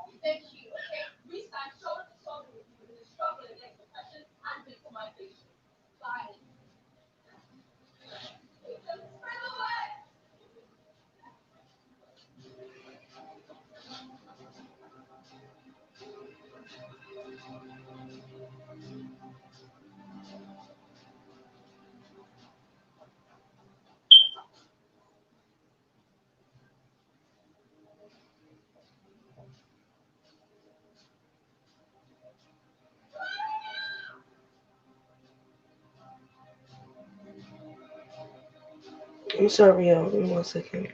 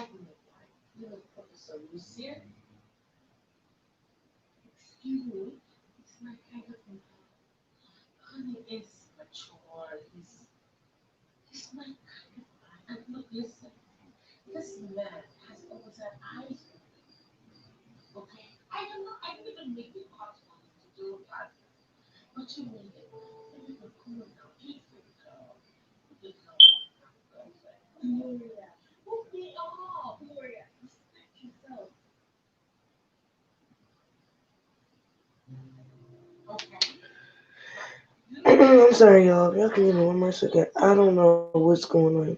This don't never happen to me. Ever.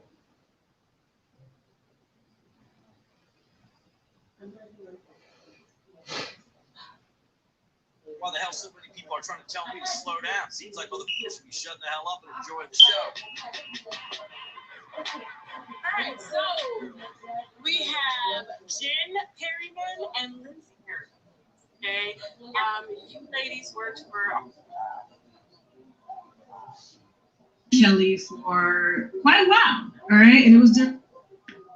People that, that's what they did. They had studio time and they recorded and they were brought there to record, and everyone knew that line. Every guest that came, they knew why they were there. They knew that they were hanging out with R. Kelly, and a lot of them just wanted to be around him to watch him create because they love his music, and they loved him. Fans, and I've learned through this process is fans all around the world have their own very special relationship with Robert just through his music, even though they've never met him before.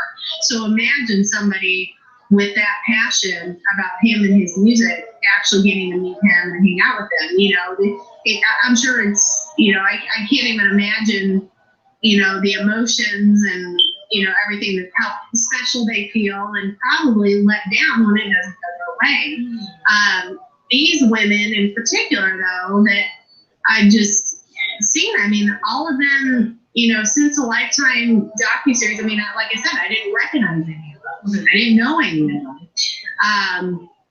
There was one girl in Atlanta who was trying to be R. Kelly's personal assistant. And she went on and said that she was kept in a room and did a tour in the old rented house he had in Georgia. And I asked Robert to start watching that documentary just to understand. That was the older lady. Not older. No. One right before that.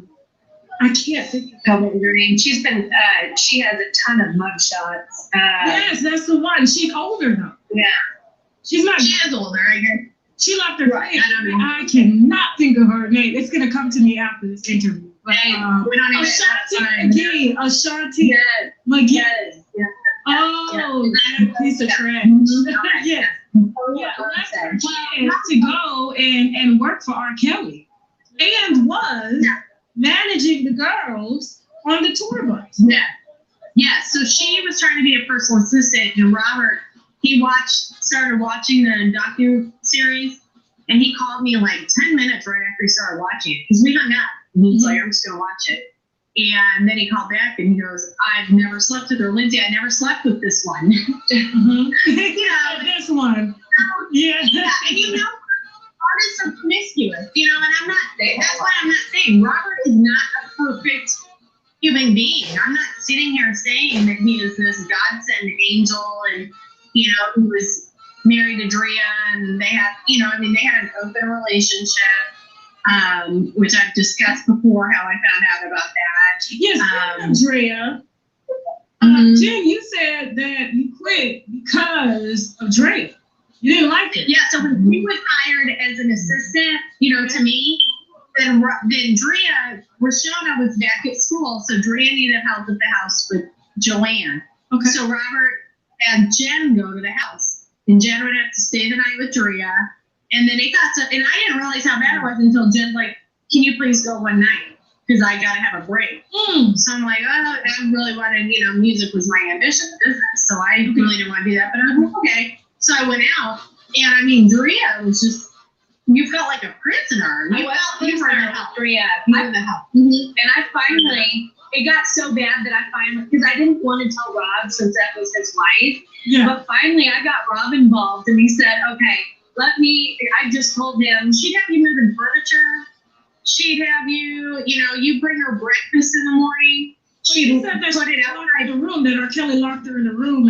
And she was in her bathroom chatting with me, eat her breakfast, put it outside the door, shut the door, and it was just a known fact that you were supposed to come get her dish. And then there were some positive things about her too. But I remember going downstairs for breakfast at the start of the day, and she didn't like what I was wearing. I was wearing shorts and just a tank top. It was summertime in Chicago. I was wearing shorts and a tank top, and she didn't like what I was wearing, and so Drea had me go upstairs to change my clothes. And so revealing too much or something, or I don't know. I mean, I wasn't. I was just, skinny, little white girl just wearing shorts and a tank top. I mean, and it was just me and Drea, Joanne, and Jaya. And Jaya was a little baby. And we were at the house. Yeah, she had been born. She was a newborn. Yeah. Mm-hmm. Oh, she was. Yeah. She was a kid. She was like, oh my God, like. It was hell in that house. He had me locked in a room. I had to beg for food. I remember I had to come out. I remember one day he followed off floors and he had a chain around my neck. He abused me. Now she did have to ask him for permission to leave the house, to run errands, and that's because she refused to have a bodyguard. So when he and Barry Hankerson parted ways, and Barry Hankerson had it out for him, he was always paranoid that maybe something would happen to his family, that Barry would have something done to his family. So he lived in fear for that, okay? So when you take that understanding, and then Robert's traveling, and his wife is home with no security and just roaming free, he would want to know where she was and when. I mean, and all she would do is, hey, can I, I'm probably go to the grocery store. Be like, okay, call me when you get back. Hey, I'm gonna go to the mall. She was at all times. They just want to know where she was. And they lived on a golf course in her own house.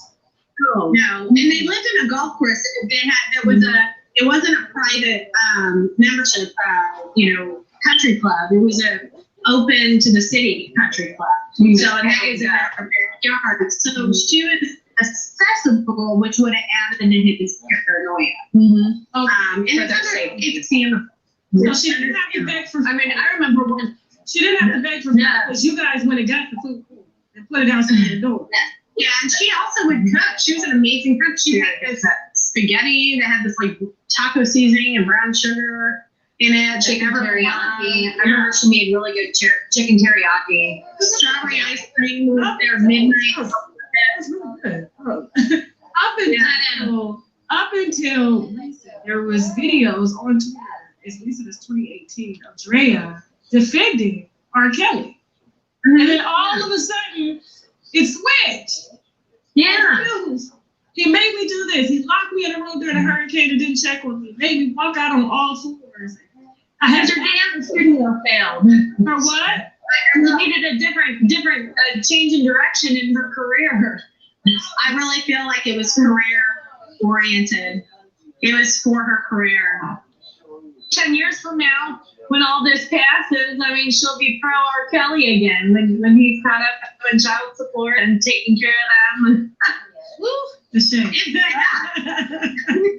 Well, but her actions had torn apart their family. The kids were no longer in contact with Rob because she was doing this whole sob story that was he was child support. She was struggling. I was like, why won't you get a job?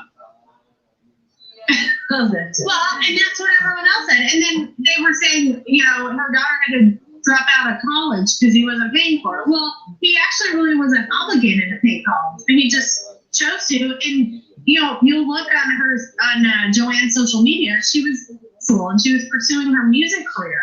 So Robert was paying for school when he wasn't even sure if she was going. I mean, it wasn't.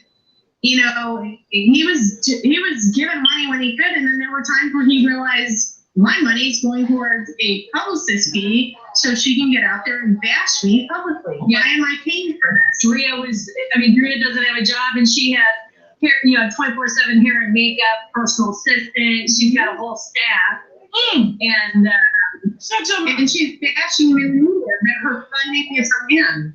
I mean, at a certain point, he was just.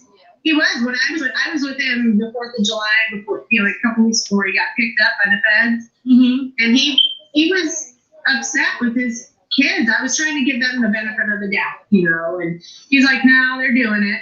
They're saying this stuff, and he said it just is what it is. I mean, he had no control over it, but he wasn't hateful. And Robert, everyone that you will ever meet that knows, actually does know Robert, will tell you he does not, he doesn't get vindictive. He'll be sour. I mean, he'll, hold a little grudge until there's peace, between people. But he would never close his door and lock it to his family, kids, or friends. I mean, he'd always, you knock on the door and he'll open it. Okay. And that's the thing too, is the kids could have left their mom, if they're so curious about their dad, at any point they could have left their mom and gone and hung out with their dad, and he would have been open arms. Well, Joanne did a song with him in 2015, his daughter, his oldest daughter, and they did a song together. He was trying to help her. Yeah. So it's just sad that the family tore apart. A man put behind bars. He, without bail, and then you see murderers out on the street on bail, it just doesn't make any sense. And still no evidence against him. So the prosecution, because you probably know through the legal system, like you talk to cops, every time that you hear Robert didn't get bail, every cop's gonna say, they must have a lot of stuff on him to keep him. And you'll hear that consistently.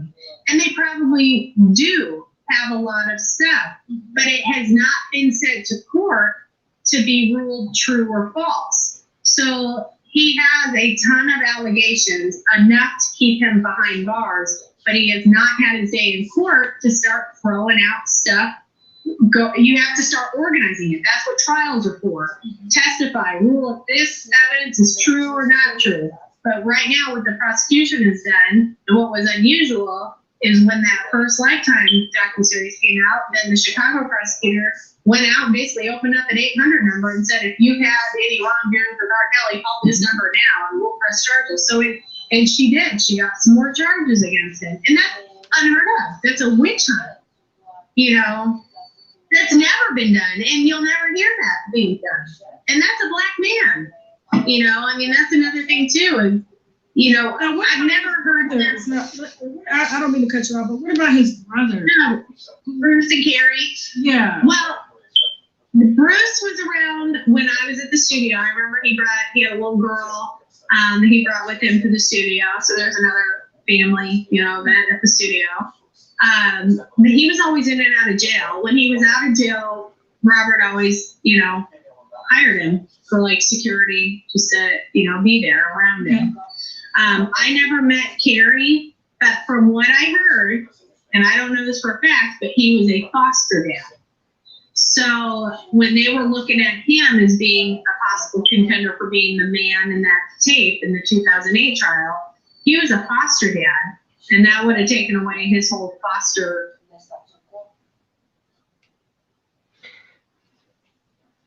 Yo, I don't know why this keep doing this. I'm not sure. I don't understand. This is crazy.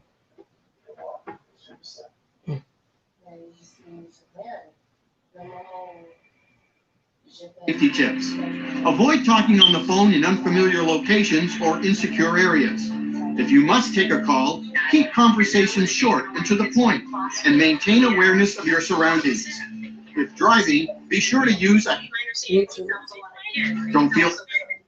He claims that R. Kelly, his brother offered him $50,000 for that tape. And that he's actually seen other tapes with his brother. With underage. I'm willing to bet. Well, and like I said, Carrie was never around. Okay. So they didn't have a relationship, you know, and then Bruce are good things, you know. I mean, you heard the jokes that like Rob played on his brother, but You'll see every time we play anything about Robert, but Carrie all these problems. So I every personally time wouldn't trust anything he said because there's a reason why he wasn't around. Okay. You know, I mean, if he was his great loving brother, I would have met him at some point. I didn't. Okay. Yeah, I'm gonna be talking to brothers here soon. And I've never heard anything bad about Carrie. Okay. You know, or Bruce. Just that they run into trouble. That's the only thing I've ever heard. I'm willing to bet though that if you talk to Carrie and he mentions my brother was going to pay me this for saying that it was me in the tape. It probably wasn't his brother that said that. It was probably someone like Daryl McDavid or an attorney that was trying to do that. And probably just trying to get rid of the whole scenario. Rob didn't even have access to his own money. No, he didn't. Daryl McDavid, I mean, there were times that Lindsay had to go pick up Rob off the freeway. Or the... Well, one time he ran out of gas. He was going to his house in Olympia Fields. He was in his, like, McLaren. And he ran out of gas, so we had to get gas money to him. He was out at like 89th Street, you know. Okay. Then there was another scenario where he was at a hotel, and I had to go pick him up. So he didn't have money, you know. Not that he wasn't broke, but he didn't have an ATM card. And, you know, he would get, Daryl McDavid would cut a check, and either me or June Brown would go cash it, and we'd give Rob his money whenever he needed it, cash. So he didn't operate on credit cards, and he was given a, you know, stipend. And then he would, you know, just go, Daryl McDavid, I mean, he was in charge of all of his money. They'd review his books, I think every few months, but, you know, honestly, I don't think Robert had the true education to understand, you know, everything, and he had to put a lot of trust into Daryl, and, you know, Daryl was the accountant when he was manager. So that's why Daryl became his like business manager when Barry left, because it was just last man standing, and he'd already been a part of it. And he trusted him. Mm-hmm. Let's talk about the paranormal, because I've heard you mention the reason Dre had to pick up the phone is because R. Kelly's parents. Do you think that is the reason why the girls that Azrael Clarity, I know Joyce Lynn Savage is president. Mm-hmm. All of the girls, Ashanti, Dominique Gardner. Do you think that is the reason why they had limited communication? 720 Royal wants you to look like the royalty that you are. Shop 720royal.com for head. And it's wrong, and it needs to stop. And if this can happen to R. Kelly, this can happen to any artist. Oh, yeah. Well, anymore. Well, let me ask you this. Because I respect everyone's position. You know, you were there. I was not there. The information that I have is what's been given to me from people that right to Robert, victims, alleged victims. But if, let's take Aaliyah. Although her uncle facilitated the career, okay, and that R. Kelly developed Aaliyah, she was underage. Even though, yes, she had permission from her family, does it make it right, in your opinion? To have a job? It's a trend. To have a relationship as a 15-year-old girl with a 30-year-old man. They weren't in a relationship. They were only working together. So they weren't a couple. You don't believe in the marriage? No, they were not a couple. Both of them even deny it. Even Aaliyah, I found footage of her even denying it. That's the thing. You think he denied it because he told her to deny it? Because I mean, no. She was engaged to Damon Dash, and Damon Dash and Jay-Z before both Best of Both Worlds. Like when I started working in 1999, they were coming to Chicago Tracks on a regular basis. And Damon was in an active relationship with Aaliyah. And I'm sure if he felt that there was any type of abuse or, anything, I mean, he adored Aaliyah. He would have, I'm sure he wouldn't be hanging out with Aaliyah's ex. I mean, that would have made Rob and one of Aaliyah's ex. Damon Dash, being in an active relationship with Aaliyah, would not be hanging out with her ex. But a lot of artists, they're developed young with producers and writers. Just because you're hearing of Aaliyah and Robert, they're one of thousands of other stories just like this. Does it make it right? I mean, you hear of child actors and how screwed up they get. A lot of them become drug addicts, things like that. No, these businesses are not for children. But again, that was up to her uncle and her parents to draw that line. And they facilitate. What's funny is they've never spoken on it. The only thing the parents say is that a relationship never happened, that the marriage was not real. The mom has. She's tried to speak out in honor of her daughter. I mean, she never co-signed a relationship with her daughter and R. Kelly. Because I was told by Carrie Kelly that, R. Kelly. Carrie was not around. Carrie was not around.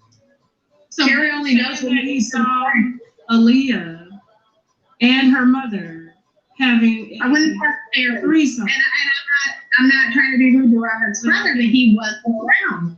Okay. He can say whatever he wants to say, but he wasn't around. If you want to know what happened with Aaliyah and Robert, I would get a hold of Barry Hankerson. I would get a hold of Aaliyah's parents. Yeah, I would speak on it at all. Right, but I mean, those are the. Well, he can't speak on it because he says every time that he tried to talk to her about it, she would not open up. So. Well, there wasn't anything there. That was I think the only thing that he said is she said he's a bad man, but she never spoke of any type of abuse or relationship or anything. So it's kind of like this mystery. But Aaliyah's just fine. So try not to speculate on Aaliyah and how she was feeling. Look at her career path after Robert and her persona in the media and any interviews she did.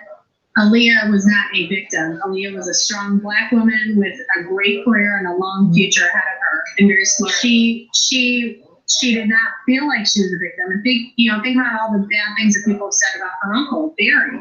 I mean, but he put Aaliyah first, and she had an excellent career.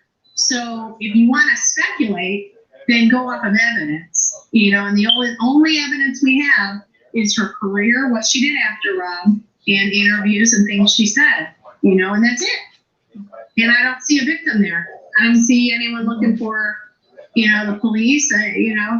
She was fine. He does tend to have a lot of soft spots with celebrities like Kate Michelle, Whitney.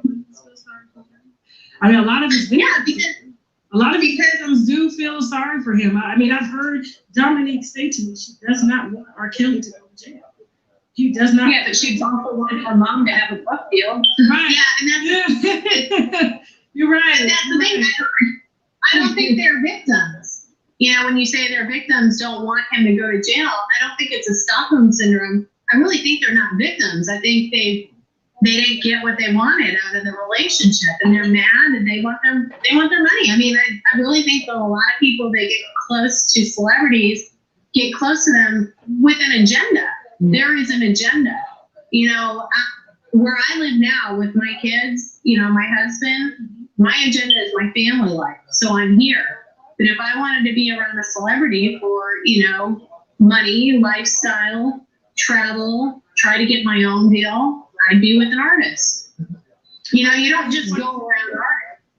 Are you and your sister going to be, testifying on behalf of R. Kelly during this trial? We've offered. I don't know. Well, if the attorneys need us, we've spoken with them. Okay, because I do know it's Shauna LaFleur. What is the girl's name? Well, supposedly Aaliyah has even been brought in as Jane Doe in this case. That's going to be interesting. I know they're going to keep it sealed. But yeah, I mean, there's a few victims that they're using. I think I can't remember her name. I used it 13 years ago. She has a shirt with female on it, and she met him during the trial. And so many victims that I'm trying to and I've had somewhat steady communication with her, and I'm just having very bad. That's all right. They are they're bringing up some victims who are now of age, and they're kind of using that to kind of take the charges on that. Now, personally, if there were, because I can only go off, I can only report on what was told to me. Now, I do know Asbury Clary did leave with her family's permission at the age of 17. I do know she came home, she graduated, she went back. They were not under the impression that a sexual relationship was going on because she was to be developed. But instead, has in the state, she not loving. Go ahead. The state we're in too, 17 is legal. I mean, if she were having a sexual relationship at 17, it is legal, depending on the state. And obviously, it was consensual. It was consensual on her end. I mean, she's made that clear a few times. But she does say now that she was brainwashed. She felt like it was, like being. And that's the thing. I mean, no, there would not be a cult-like factor to R. Kelly. It's not a cult. But I could see a young girl. I just want to rewind a bit. 1 second, guys. Just for money. Young, attractive, like Playboy model, with Hugh Hefner, for instance, that they don't find 80-year-old Hugh Hefner when he was alive attractive, it was his wealth. And that you could easily say that he manipulated you because he had something that you want. That's the stem of manipulation. You have to have several relationships with underage white women. Me? And now I can. Okay, sorry about that. So I do know.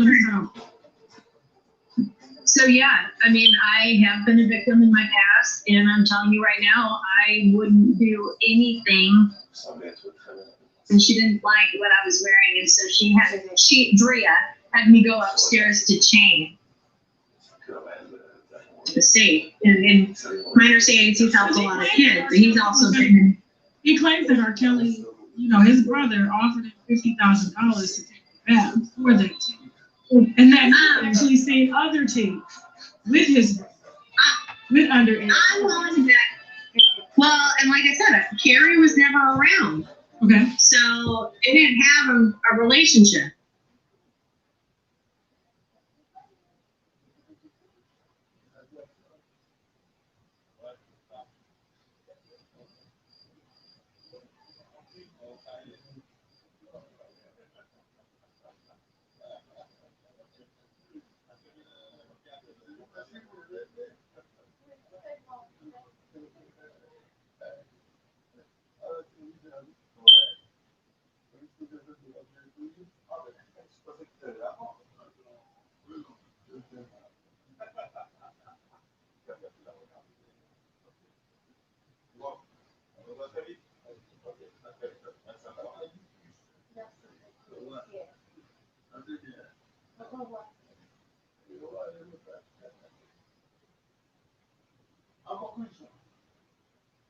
Il est impératif d'évaluer les conséquences sociales que pourrait avoir l'évolution des sociétés économiques sur le climat politique.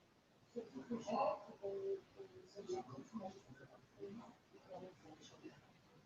l'action que les sociétés là, le conseil, calcul, l'incentive,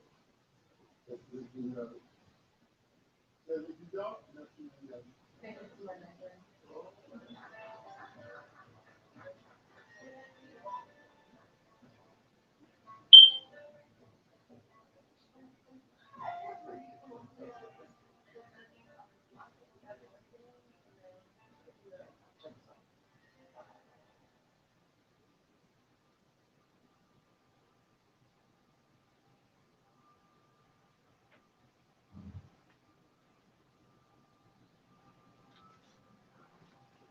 Goodness, it keep cutting off, you guys.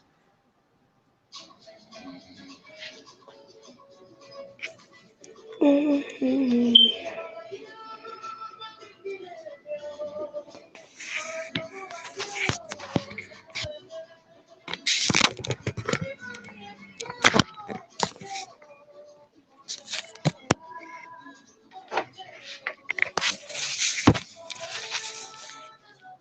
We're gonna try to finish this up tomorrow.